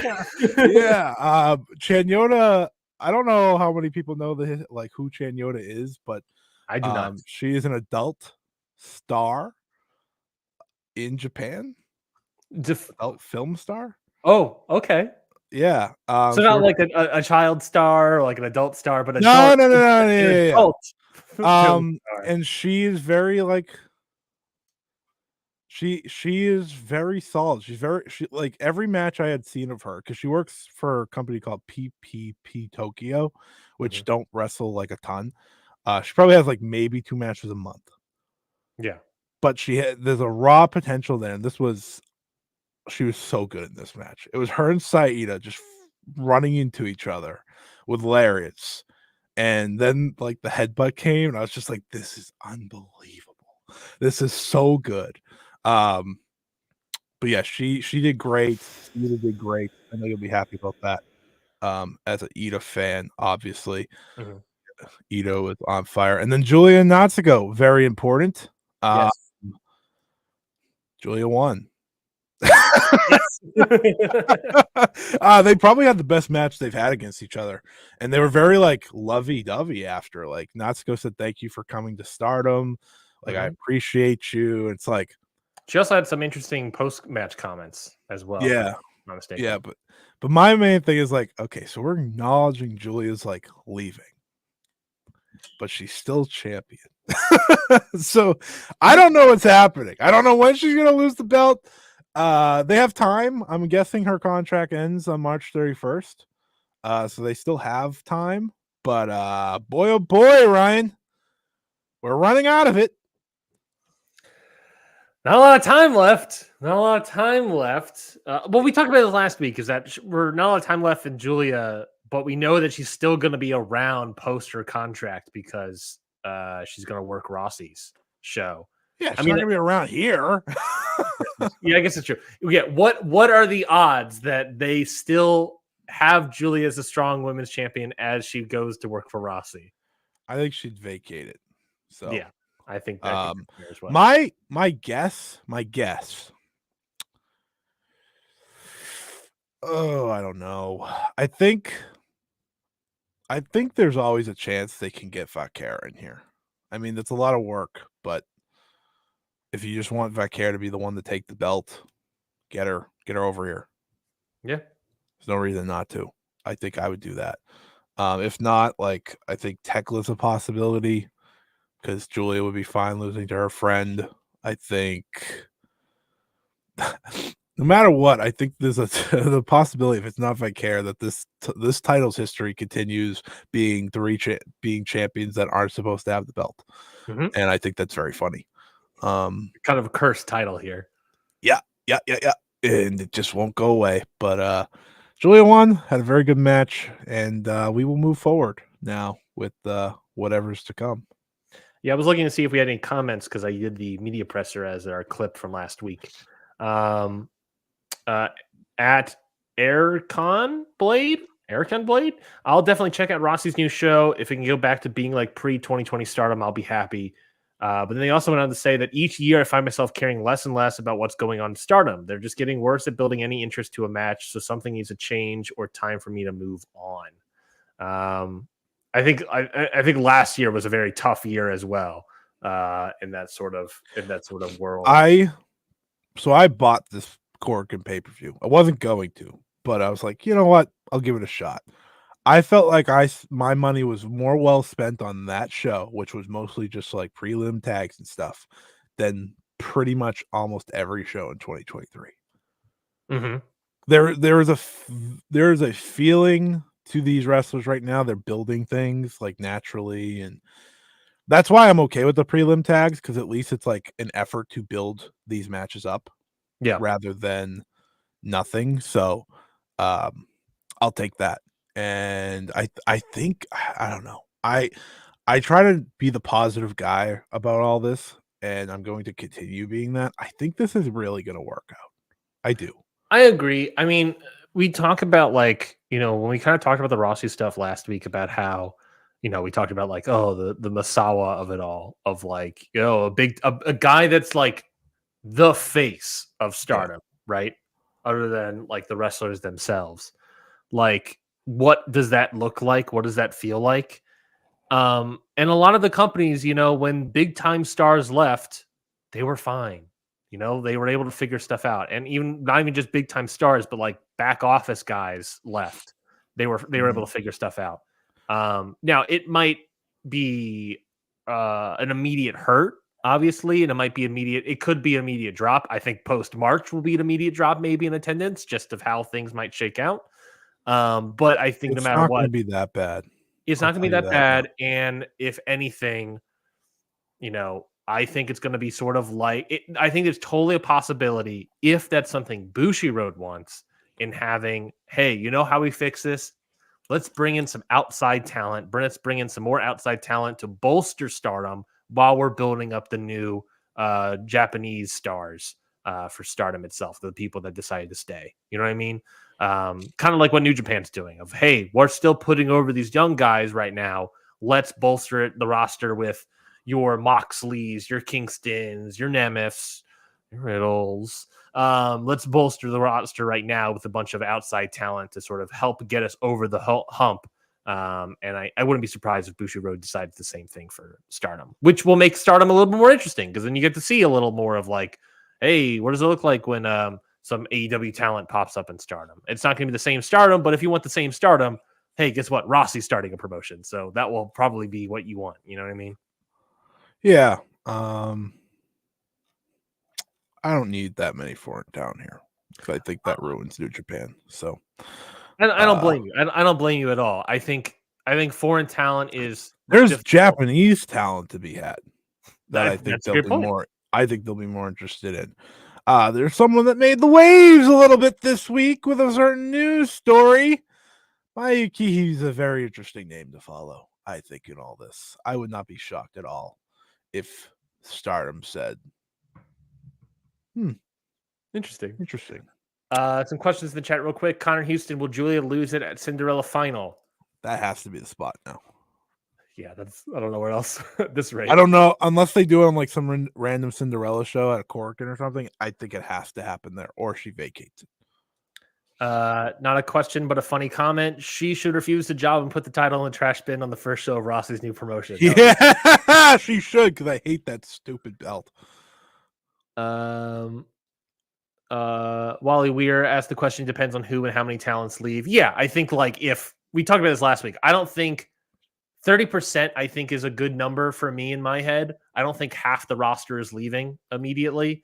And if that's the case, if half the roster leaves, bringing in 2 AEW talents will not fix that issue. That's It's not happening again. I think the more worries is in January next year. It's not now. I Yep. think like very limited numbers leaving. Like a handful after March. It got over dramatized by a lot of people. Not a shock at all. Like mass exodus. If there's a lot of people leaving, which I do think, like when it's all said and done, I can see a sizable number, 40 to 50% when it's all done. But you're saying all done being January of next year? Yeah, when everyone's contracts are actually up. Mm-hmm. But I don't think it's going to be a lot in March because I think a lot of contracts, just based off of the conversations and like what Fumi Saito has said and Dave has said, I think a lot less contracts are up in March than they will be in like January time because of how Bushiroad works with these wrestling contracts. So, that's something to look out for. I think, again, all Rossi needs is like 2 people. That's all he needs to make this work. And guess what? He's got one. We know for a fact he's got one. And it's a big one. Yeah. So it's like... And we know in January, he's probably going to have another big one. It's going to... Here's the thing. It's going to pivot from... He just has to make it between now and January. Basically. It's going to pivot from Julia to Mayu. Mm-hmm. That's good. So he just needs the other one, which he'll have it. Oh, interesting. Read the tea leaves, folks. Ask questions. Don't ask questions. Don't ask Scotty anything. He's sick and tired of it. He's sick and tired of the questions. Should we move on? That wheel. Hold on, gotta play the music. Here we go.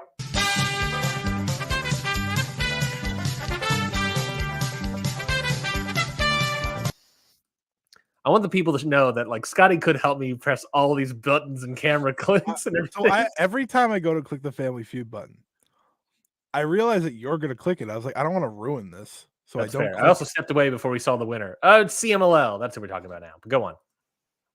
So I always make sure not to click it because I don't want to like ruin it. I'll click Family Feud next time because it's the last time. It's only fitting that I do it. Well, no, it's the second last time because we still got 2 topics after this. Yeah, but you don't have to spin the wheel when there's one topic left. Yeah. Well, I still want to. I think it would be funny. All right. No, that's fine. All right. If the program allows me to do that, I will, I guess. CMLL. We'll obviously get more into this when it gets closer to the said event, but CMLL announced their show on March, what was that date? 29th. March 29th. I don't know how to pronounce this. It's in Arena, Mexico. Big time Arena, Mexico show. Well, I know it has a special name, but I'm just gonna call it Super Fierce. Yeah, I appreciate that because I cannot. We'll be able to. There are a lot of interesting matches announced for said show. I'm going to pull up the card as we have it in a moment. But the big reason why I wanted to talk about it here on today's show is because, again, going back to Rob Viper, talked about earlier, he mentioned that the tickets are selling for the show like hotcakes, folks. I knew you were going to say that. I almost said it too. That's crazy. Look at us. Who would have thought? Me cracking open a hot sauce? Look at us. Who would have believed we'd be here right now? So the tickets for the show are selling immensely well, to put it lightly. Rob Viper on Twitter mentioned that they're very close to selling out the show, and this was 2 days ago. And he says that it would be the first documented time in Arena Mexico history where this has occurred for them to sell out the show so early like this. I'm pulling up the card here now. There's really one reason probably why the show is getting the buzz that it's getting, and it's the main event. That main event being on CMLL versus AEW BCC. Jon Moxley, Claudio Castagnoli, Bryan Danielson, and Wheeler Yuta are returning to face Mystico, Volador Jr., Blue Panther, and Ultimo Guerrero. Apparently, there was a little bit of confusion about like why Blue Panther and Ultimo Guerrero were in this match, especially from like the Mexico side. But Blue Panther, if you know your Bryan Danielson lore, is like one of Danielson's favorite wrestlers, at least lucha wrestlers of all time. So this is 100% Blue Panther being in this match. Blue Panther 100% a Danielson request. Blue Panther has asked to put on his mask again for the match. Really? I didn't see that part. Wow, really? That's great. I can't wait for that. I'm excited about that, baby. That's gonna be real good. And everybody, this is gonna be like a spiritual moment for me with Mystico versus the BCC in Arena Mexico. I can't wait. Now we have to also remember that there is apparently no blood in Arena Mexico, so that will be the downside of this match. But nonetheless, John Moxley's gonna avoid bleeding on accident, really badly. I think like just think of this though. Think of this with me, right? Mm-hmm. Blackpool Combat Club beating down everyone, and then the Mystico comeback. The crowd, Ultimo Guerrero on the sidelines, going like raising his hand. Oh my god! It's I'm so excited. I'm so excited. You got the listeners know my love for Mystico. This guy's the man, right? Like he is the man. And the fact that he's going to be wrestling these guys in his arena, his arena, no one else's. It's his arena. He's the one that sells all the tickets for those shows. Oh my god, it's gonna be magical. And you got Blue Panther in there. You got Ultimo Guerrero in there. Who the hell's the other one in there? Volador Jr. Volador Jr. in there. You got the big names in there. Yeah, this is gonna be fantastic. It's gonna be nasty. It's gonna be old fashioned. It's gonna be great. And the Mexico crowd, obviously, or whoever's buying these tickets, obviously super into this match because just think of when the La Mystica gets hit. Oh man.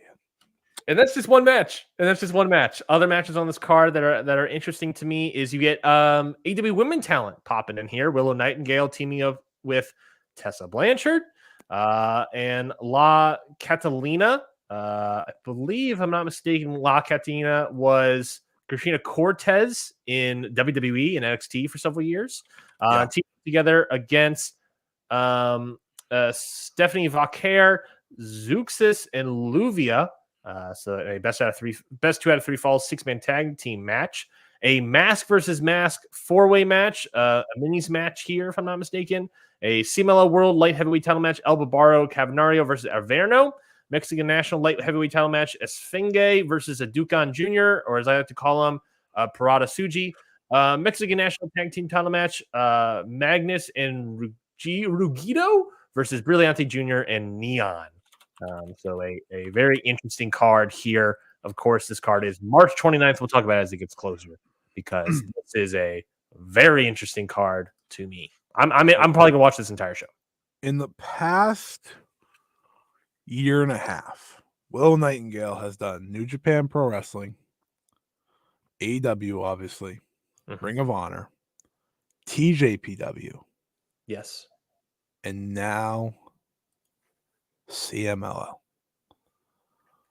And when I talk about before about like AEW talent going to Stardom, who is going to be that AEW talent? Yeah, it's going to be probably Willow Nightingale. Yeah, she has done everything in her power to get to this level. It's always very cool to see for her. I think she's a good option to go down there. I think that women's match is actually pretty good, barring one person. But Lady Frost went back there too. I saw this week. Yeah, she popped up. I haven't seen that match, but I heard good things about it yet. Yeah, just to barring one person. It's one person who has like the Riddle complex, where it's like they're good. They're good at wrestling, but I have no interest really in seeing them. You know what I mean? Kind of meh since I've seen her again. I think she's still good. She is no longer great. She used to be great. And now she's just like, oh, okay. She's a shell of her former self for sure. We're saying it like she's Voldemort. Tessa Blanchard is who we're talking about. Yeah, so I don't know. I am interested about the show for sure. March 29th. Circle your calendar dates, folks, because we'll talk about it, obviously, and we'll definitely try to cover it. Because what day is March 29th, anyways? Is that a Friday? It's probably a Friday. And we already talked about the Conan stuff, so that's a good way to get it off. And I think that's all for CMLL. Yes, 29th is March 29th is that big time show. So yeah, it's a Friday. Get into it, folks. I'm excited. Spin that wheel.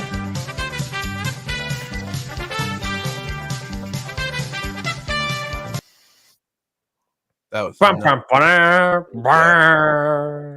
can't believe we're ending with TNA. TNA couldn't have less heat to it now if we could try. There's at least an interesting aspect to cover about it, but yeah, I get where you're coming from. TNA is dead in the water.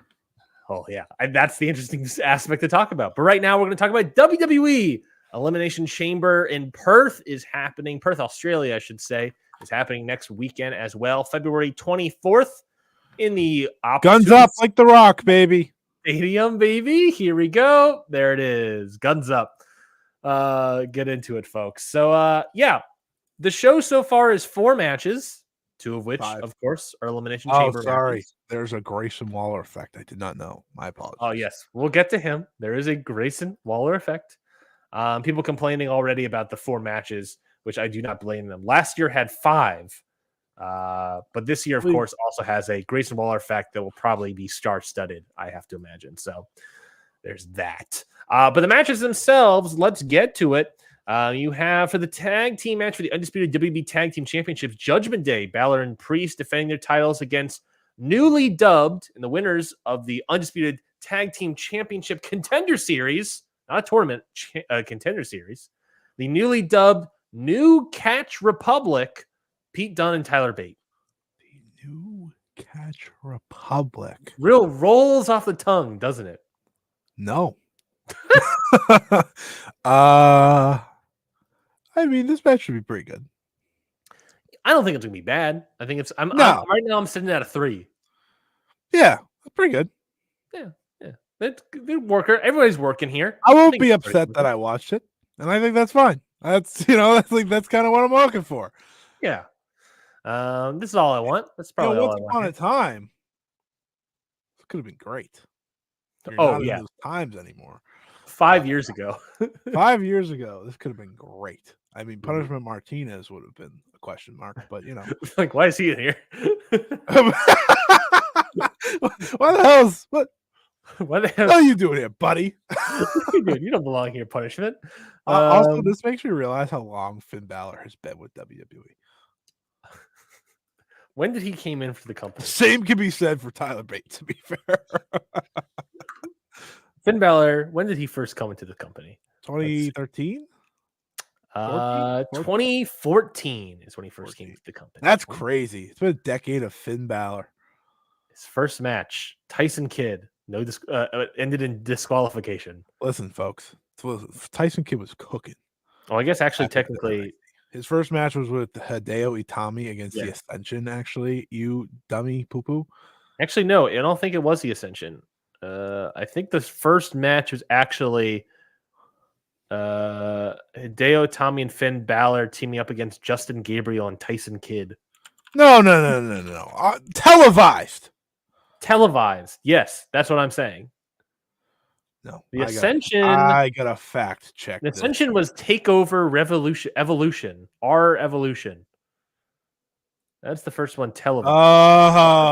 Oh, he was the person, the demon first time with the Ascension. That's what I got confused. Okay, you're not dummy poo poo. I am. That's my bad. Don't ever call me dummy poo poo ever again. How dare you? It's coming back. You know it's coming back. Tyler Bate has only been in here since 2017. Only? Dude's aged like 100 years. My favorite part about it, though, he's only 26. The sad part about it is that Jeff Bugenhagen in the chat wrote, "It's been a decade." I don't know who he's referencing, but it could be anybody. I'm going to assume Finn. But I assume he's talking about Finn, but it really could just be anybody in this company because they've all been, it feels like, at the very least, they've all been in this company for a decade. Is there a chance? Never mind. No. All right, moving on. I answered my question. Moving on, the women's elimination chamber match. Of course, this will be for the women's world title. This is Rhea Ripley's title at WrestleMania 40. Becky Lynch, Bianca Belair, Liv Morgan, Tiffany Stratton, and Naomi. He's talking about Finn. Are you referencing just comment in the chat, Finn? No, Tiffany Stratton. That was for Tiffany Stratton. My apologies. Tiffany Stratton, Naomi, and the winner of a battle royal. I don't think. I believe the battle royal is on Raw. And Green is the only one confirmed as a participant so far. So I still think it's going to be Jade. Yeah, the belief right now is that it's going to be Jade as the winner of the Last Chance Battle Royal, and then it'll probably be Jade in this grouping. I don't think Jade would obviously win. I don't think. No, it's gonna be Becky. Yeah, you've been on the Becky train for months now, and that's obviously what they've been building up, anyways. I watched the press conference. They did not hide it. They did not hide it. No. Crazy brain. You strap the rocket on Tiffany Stratton, but that's not going to happen. So it could be Becky. Becky and Rhea is huge for the women's side of things. So it's the biggest match they can obviously do. Yeah. Speaking of women's world championship match, your likely main event. Hold on. Jeff, I really don't want this to be true. Tiffany's the only one in this match that hasn't been in the company for a decade currently. Is that true? Well, I guess it depends. If Jade's in it, then no. Has Liv Morgan been in the company for a decade? Dude, Liv Morgan's been in this company forever. Oh. Liv Morgan has been in this company since 2015. So you're telling me that Miss Daddio has been in this company since 2014? That is what is being said. God. Women's world title match, probably your main event. Main event in any part of the world. Rhea Ripley, Nia Jax, Women's World Championship. You know, in some broken brain world, this could be like oddly good, but I do not live in that world. So I know what Nia Jax is, and it's not a good wrestler. So she had a good match against Becky at the start of the year. So I was told. Mm-hmm. I watched it. Was it good? What did I give it? I think of course you watch it. You don't watch Raw. I've been not getting into watching Raw, but I've been trying to force myself to watch more WWE matches. Correct. You'll love to hear then tomorrow's Gunther versus main event Jey Uso. I probably will watch that because as you should. Respect Gunther. I am at the end of the day Team Heat. I went 3 3/4 stars on Nia Jax versus Becky Lynch. I will give you this. While that segment was absurd, like every time you bring it back up, it gets me. So that's the ultimate payoff. So ultimately, long-term storytelling has worked in your favor. Yeah, baby. I don't know. Rhea Ripley's retaining the title. Who cares? Yeah, Rhea wins. It's her home. I don't know if it's her hometown per se. Where is she from? Don't think she's from. She's from Adelaide. I don't know anywhere that is close to Perth. I'm not. Trent, let us know. He's not listening. He's probably sleeping. But Trent, you're from Australia. Let me know. Yeah, it's 11, basically 11 at night. You want to hear something great? What's that? Great. Is it the main event of the show? Rhea Ripley versus Nia Jax? No. Trent, obviously WWE's going to Australia, and Trent is going to Japan when it's there, and I just think it's very funny that he's like, I need to get away from them. They're finally coming to you. I'm good. I'm good. Get me the hell out of here. World Heavyweight Championship Elimination Chamber number 1 contenders match as well. This should be good. For the Seth Rollins challenge. They couldn't find anybody to challenge Seth Rollins, so here we got 6. We put 6 guys together. Furia, Seth Rollins. It's going to be McIntyre, Randy Orton, Bobby Lashley, LA Knight, Kevin Owens, Logan Paul I think it's fair to say that Owens, Logan Paul are going to spin out into their own match for the U.S. title. So really, realistically speaking, what if it's LA Knight and Logan Paul? I mean, I would be into that. I just don't think the Owens Paul story is over. Multi-man match. Perfect. That's typically how they solve things. You could be totally plausibly right. But at the very least, the only other people they think are plausible here are Rollins versus McIntyre, Orton, Lashley, or Knight. It's Drew. Yeah, it's got to be Drew, right? Drew prayed for CM Punk to get hurt. It's only right that he now gets his title match. It only makes sense. Cry me a river. It should be good though. I mean, Elimination Chamber of all those guys. I mean, what makes a good Elimination Chamber match? I have no idea. I don't know anymore. A good high spot off of a pod, breaking through a pod, maybe. Crazy that Logan Paul is our high spot man. Oh my god, Logan Paul. Kevin Owens is too. Kevin Owens can do that spot too. Oh, maybe Kevin Owens does a swanton off the pod onto Logan Paul. Oh, fuck. That sounds painful. Sounds real bad. I think Bobby probably destroys someone into a pod. Mm-hmm. This should be good. They put top talent in it. And that's appreciated. They didn't put work there anymore. There's no real scrubs in this match. Yeah. They should put Sami Zayn in this match though, because he would have been a great underdog to lose to McIntyre in the end. Mm-hmm. But it's fine. Instead, they're going to do probably like LA Knight as that underdog, or Randy. Hey, Randy. Just for reference, the last time people might be complaining about the 4-match card, and I said last Elimination Chamber was 5 matches. Would you like to take a guess of how many matches were at Super Showdown, the first ever time they ran a show in Australia? 7. Back in 2018. No, they ran 10 matches. So if you're in Australia, obviously that one was in Melbourne. So if you went from Melbourne to Perth. There's no way that show is better than this one. Well, that one, the main event was Triple H versus The Undertaker. Semi-main was a number 1 contenders match between Daniel Bryan and The Miz. Oh my god, he said Triple H and The Undertaker. What else was on this card? AJ, I don't think I've watched any match from the show. Now that I'm looking at it, I don't think I've seen anything from the show. Ryan, the real question is, are you waking up at 5 a.m. to watch the show live? 5 a.m.? I'm so excited it's on at 5 a.m. and here's why. I get to skip the commercials.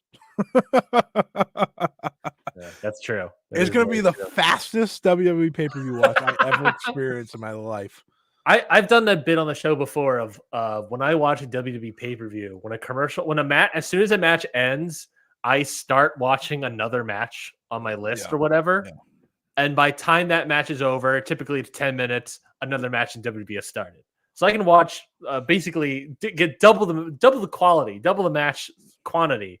Obviously, quality probably is not the word you want to use there. Well, typically the matches I'm watching on YouTube are better than this, but who knows?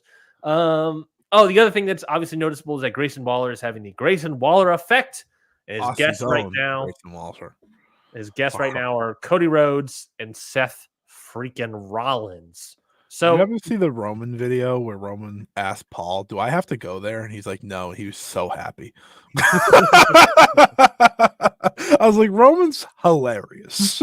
Yeah, because that's the genuine feeling he had. I was gonna ask that question of, is there any chance Roman and The Rock are showing up on this Grayson Waller effect match to hype up whatever tag match whenever they're doing it? Nope. Real swing and a miss there, WWE. It would work. It would help hype me up for night 1 of WrestleMania, I guess. How do you like Solo Sikoa? How do you like Jey Uso? Do you think Solo Sikoa is like 0-23 since winning against Cena? Man, that really works. That's awesome. What? Okay, he's terrible. Here's a thought. People are complaining about 4-match cards. All of a sudden, Grayson Waller effect. Who comes out? none other than Nick Aldis, baby. I don't know who gives a shit. It's gonna be Austin Theory. No, who's the Raw GM guy?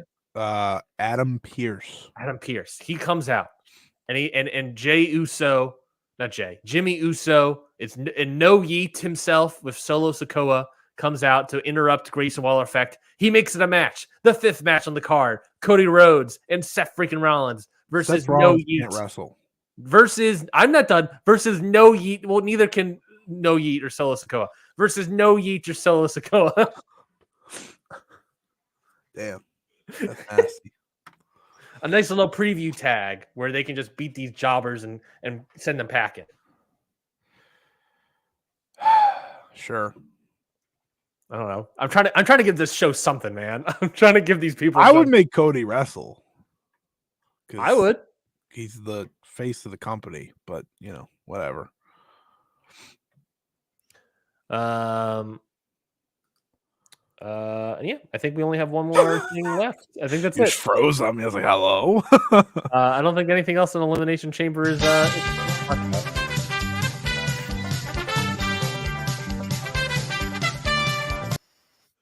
What are we going to talk about, folks?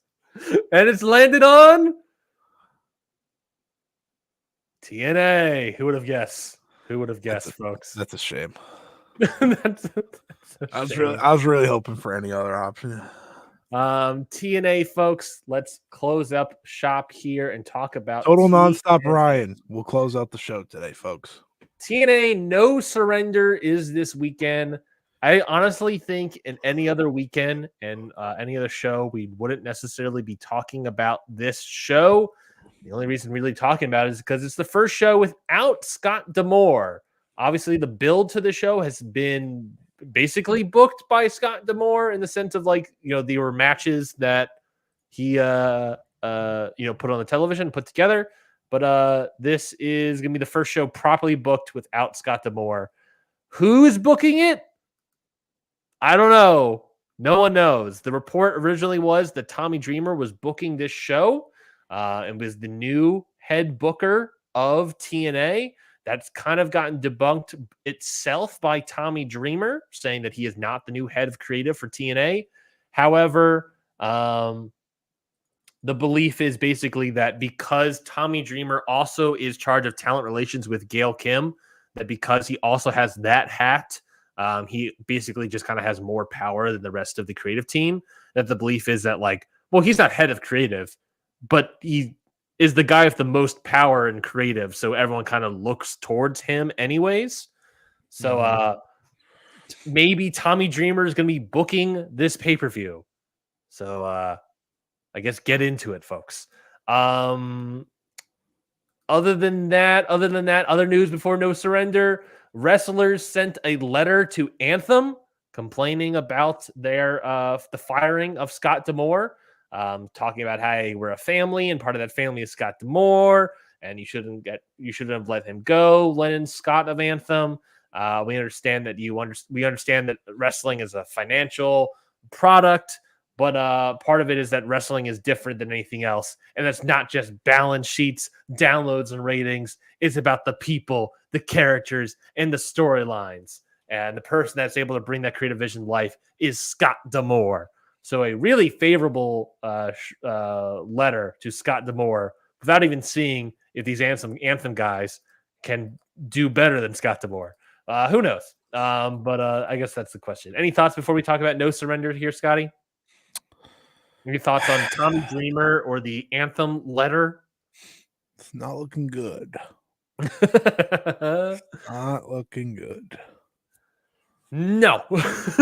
No, I don't think it's looking good at all for this goddamn company. Which, some may say for the No Surrender card as well. Well, let's talk about that card. Main event, TNA World Title match in a No Surrender rules match. I have Moose, no idea what that means. Oh, I'll tell you in a moment. Moose defends that title against Alex Shelley in a rematch. Now, what is a No Surrender rules match? I am very excited, obviously. Can't you tell by my voice to tell you, Scotty, that a No Surrender rules match, this is from TNA's website, quote, this unique first time ever stipulation will have Eddie Edwards and Brian Myers in the corner of Moose, while Kushida and Kevin Knight will be in Shelley's corner. The match can only end when one of the competitors' designated cornermen throw in the towel. That's right. The only way to lose the No Surrender Rules match is for a cornerman to surrender on your behalf.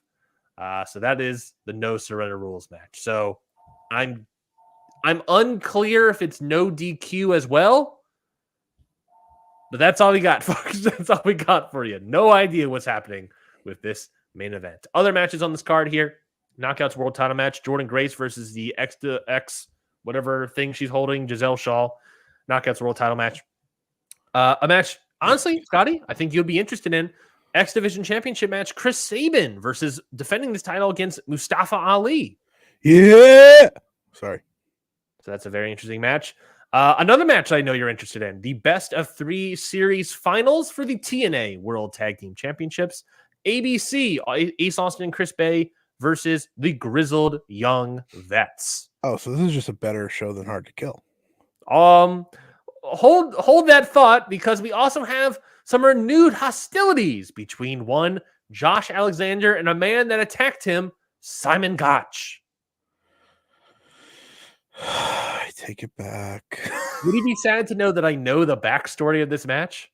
Oh, I'm devastated. What time out? There's a backstory? Yeah, the backstory of this match simply has to do with the back of one, I guess, Scott D'Amore, ironically enough. That's hilarious. That makes this 10 times funnier. Maybe this is the reason Scott D'Amore actually got fired. He booked Simon Gotch, and they're like, "Excuse me." So the backstory of this match is that, remember how Josh Alexander signed with TNA or Impact at the time? He signed the contract on the back of Scott D'Amore. Yes.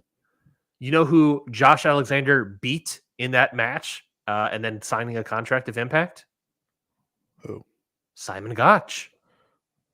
Oh, this sucks. Monsters collide. It's PCO versus Khan.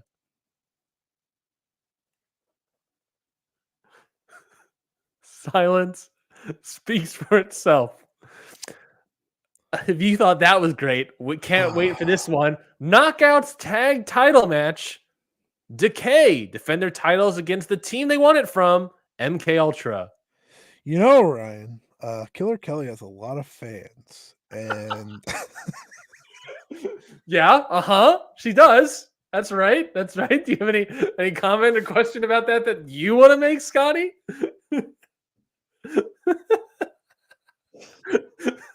you love. And the pre-show, I believe the only match announced for the pre-show is actually a match that could be pretty good. Eddie Edwards and Brian Myers versus Kushida and Kevin Knight. That's at least Kushida and Kevin Knight. I found out recently. Kevin Knight's great. Kevin Knight, apparently, I forget who told me this. Oh, good. I think That's I saw always it. good. Let me look this up before I say Right, told me this.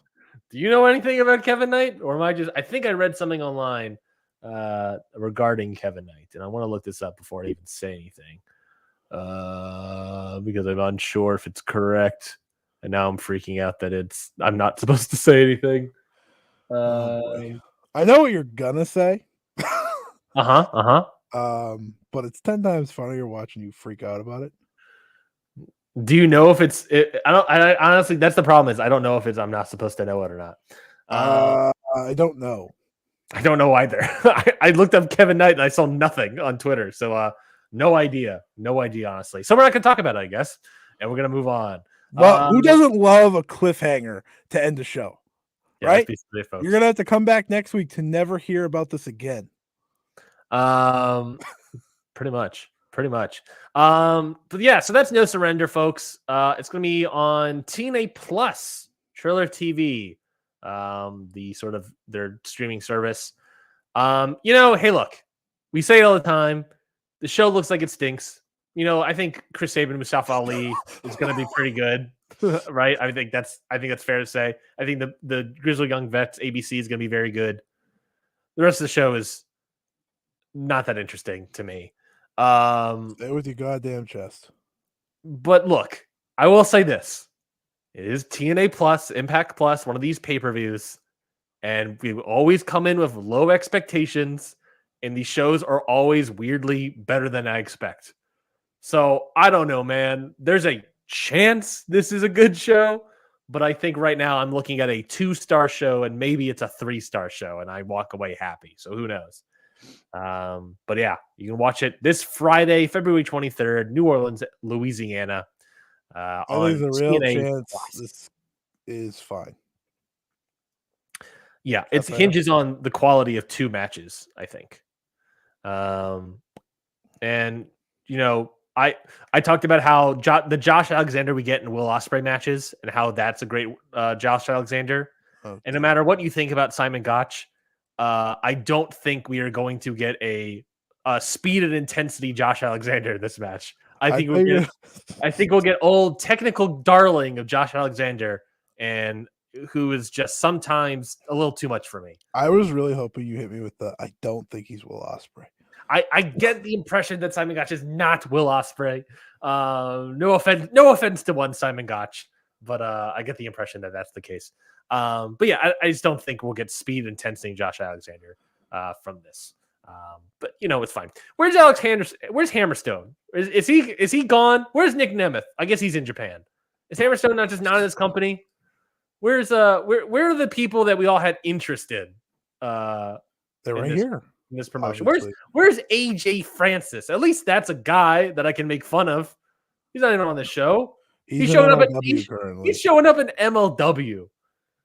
Where's Ash by Elegance? That's at least a name. That's a talking point. Where's Ash by Elegance? He says. Where's Frankie Kazarian? He just turned heel. You can do him versus Eric Young. That can be on the show. What are you asking for? I'm asking for some sort of more interesting match. Gresham is still on the roster page for TNA, and he hasn't showed up, I think, once. I don't think Gresham works here anymore, does he? He's still on the roster page for TNA. Yeah, but what does that mean? That means he's on the roster of TNA. Well, I say that, but you know who else is on the roster page for TNA? Trent Seven, and I don't think he showed up in TNA once yet. Let's keep it that way. So Sue Young is also on the roster page for TNA, and I don't think she's worked with this company in years. So I don't know what's happening there. Yeah, you're not helping your cause here. I'm not helping that cause at all. Mustafa Ali and Nick Nemeth are on the roster page. That's interesting. Anyways, I'll take Johnny Swinger. Put Johnny Swinger on this card. Give me something. Give me something that's interesting. Johnny Swinger. I like a good Johnny Swinger on a top of a card comedy match. I'm fine with it. That's crazy. Yeah, I mean, I'm interested in Jordan Grace, Giselle Shaw. I mean, that's fine. There's 3 matches I'm really into, and that's pretty much it. And there's a lot of stuff. You are like, this is like, if anyone's listening to this, you can hear Ryan losing hope. Total nonstop, Ryan, please. As these previews go on, you hear the hope being lost. You hear the sadness happening, and I think it's all very fair. Well, ultimately, I'm the voice of our TNA audience. The voice of the voiceless. The TNA audience. Oh, God. How many people listen to this show for TNA? Too many? No one? We got a lot of we got a lot of interactions in the chat right now, so I think we got some TNA heads. Who is it? I think we got some. Oh, it's 6-star. 6-star. Big Nick Nemeth is wrestling David Finlay in New Japan. That is what Nick Nemeth is up to. Hello, 6-star though. That's my good friend. Happy to see you here. We got some total nonstop. We got some TNA Chads in the chat. That's a reference. That's crazy. Oh man, I can't believe most of these people join when we're listening to TNA. Get into it. Now, here's a good question for you, Scotty. Is it? Will this hear me out. People talking about how TNA sucks now that Scott D'Amore gets outed, right? He gets fired. Yeah. Scott D'Amore was still in charge of TNA. Would this card be any different? Nope. This is his card. This is Scott D'Amore's card, folks. This is everything about this. I told you they fired him once they saw Simon Gotch. They're like, what? What? You told us that you can get Osprey. You told us that you can get Okada. You said you were going to use the money correctly. You told us you were gonna. Oh my God! Ryan took your glasses off. Oh shit! You told us you were gonna get us the top name stars, and who did you get? You got freaking Simon Gotch. You got Big Con. Oh boy! You got Ash by Elegance. What are we doing? You got AJ Francis. Oh God.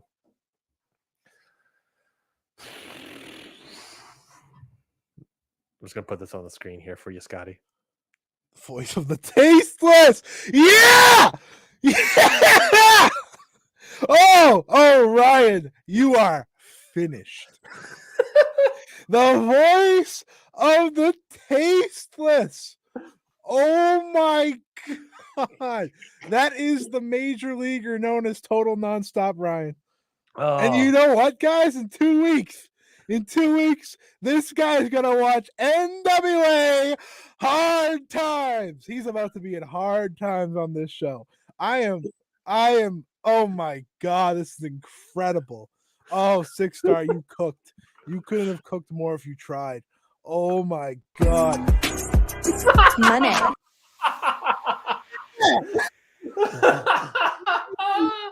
Oh God! Is there any update on this NWA Hard Times card? By the way, do we even have a card yet? AEW Freakazoid to this, the voice of the tasteless. God, I can't believe that's the first nickname I've acquired on the show. Yeah. Oh man, the voice of the tasteless. Oh, well, you know, man. I'll wear that proud. I'll wear that proud. Who cares? You introduced me as the man, the myth, the legend every show, which thank you. Now I have to say the voice of the tasteless, Ryan Knightsey, when I kick it back to you. There's no announced card for NWA Hard Times. This is Hard Times, folks. Ryan's in Hard Times right now. The cage match has only listed 2 workers working the show. Number 1, Missa Kate. She's a NWA wrestler. Number 2, Scotty, working the NWA Hard Times. AJ Francis. The only guy announced for the show. This guy is at TNA. Maybe you're just a top dollar enthusiast. We have broke Ryan. It's over. It's over. And when Ryan gets broken, this is what we do. Money. Why is he getting booked? Why is he getting booked anywhere? Oh my God. Not only he's not getting booked anywhere, he's getting booked everywhere.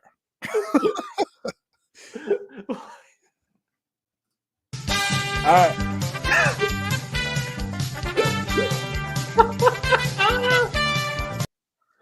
Oh.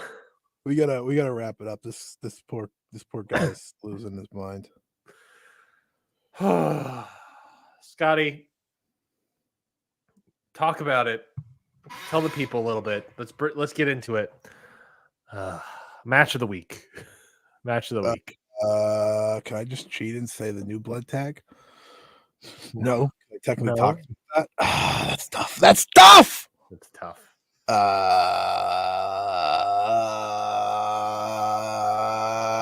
The Limit Break main event. Go Shiozaki and Sushi Katoge versus Jun Akiyama and Yuji Nagata.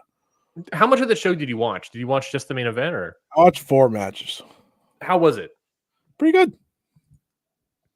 Pretty good. And you in this, how would you give the main event? They're 3 3/4. Okay, 3 3/4. That and Masato Tanaka versus Yone was good. For some reason Katoge was really good. Really? Yeah, they kind of made it about him, and they kind of kicked his ass, but he kept fighting back.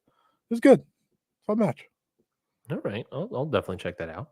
And this was on the Noah sort of crossover, not really crossover sort of show thing, but right, this was on Noah. Yes. Okay. My match of the week I am going to give to none other than AEW. Texas Death Match. The weird ass Texas Death Match that happened for no reason. Orange Cassidy versus Matt Taven. 3 3/4 as well. Kind of shocked that it was that good, but then I always am shocked whenever I recall that Matt Taven's pretty good. You always look wrong. I always look wrong. It's not that I look wrong. It's just like I'm constantly reminded of like, oh yeah, this guy can go pretty well. It was a really good match, and what really set it over the top, obviously, is that table bump from Matt Taven flying to the outside into that table. Just nasty, nasty stuff. And of course, going face first in some tacks is always also very good. So that is my match of the week. Orange Cassidy versus Matt Taven. Matt Taven, guys, pretty good. Pretty good, gotta say. I've been watching Curb, so I apologize for bringing that into the stratosphere. I don't think I've watched a single episode of Curb, but I say pretty good almost all the time. Curb's very funny. Yeah, I gotta watch that probably. I don't really watch like popular TV shows when they're happening or ever. Now that I think about it, I have not watched like Mad Men, Breaking Bad, Game of Thrones first, but yeah, you're behind. The Wire, Succession. I don't watch any of these prestige TV shows. That's crazy. You just named like half of my favorite shows ever. I know. I just named a lot of great shows, and I haven't watched a single episode of any of them. Meanwhile, I'm watching, I don't know, Taskmaster. That's a good show, actually. Check out Taskmaster, folks. It's all on YouTube. 16 seasons. Anyways, that's our matches of the week. Scotty, plugs. Hit us with some plugs. No. Yeah. You can follow me at Scott E Wrestling on Twitter. You can check out Stardom Road over on the Count Out Podcast Network, of course, anywhere you get your podcasts. We're doing the DDM series as we go along. You listen to the 5 Star Joe Show to hear all the current things going on in the world of Joshi. I have some writing things I want to do soon, but it's been a long week, so haven't started those up. But yeah, that's it. The voice of the tasteless Ryan. I'll kick it over to you. I just recorded the second episode in the series, The Ballot, on the Count Out Patreon. Patreon.com/countoutpod. The first episode was about Zack Sabre Jr.'s Hall of Fame candidacy. The Wrestling Observer Hall of Fame candidacy for Zack Sabre Jr. Recorded with Curtis Spears from the Okada Shorts, the formerly named, currently kind of unnamed podcast, Okada Shorts. Was that. I recorded the second episode. That'll be coming out this Thursday, 2/22, February 22nd, talking about the Usos. And I sat down with Suit Williams from Voices of Wrestling and The Observer to talk about the Hall of Fame case for the Usos. And gotta be honest, Scotty, both of us went in being like, I don't really think there's much on the vine here, and walked away being like, this was a way deeper conversation about the Usos than we thought. And honestly, well, you're gonna have to find out. So check out patreon.com/counterpod to hear our and my thoughts and Suit Williams' thoughts on the Hall of Fame case for the Usos. That is it for this week's episode of Ring Post Radio. I have been Ryan Knightsey. That has been Scotty Edwards. Here I got some new display names for us. There we go. That is it for us here at Radio. We'll be back next week for another big time show talking about pretty much everything again. So we'll see you next week, folks. Goodbye, everybody.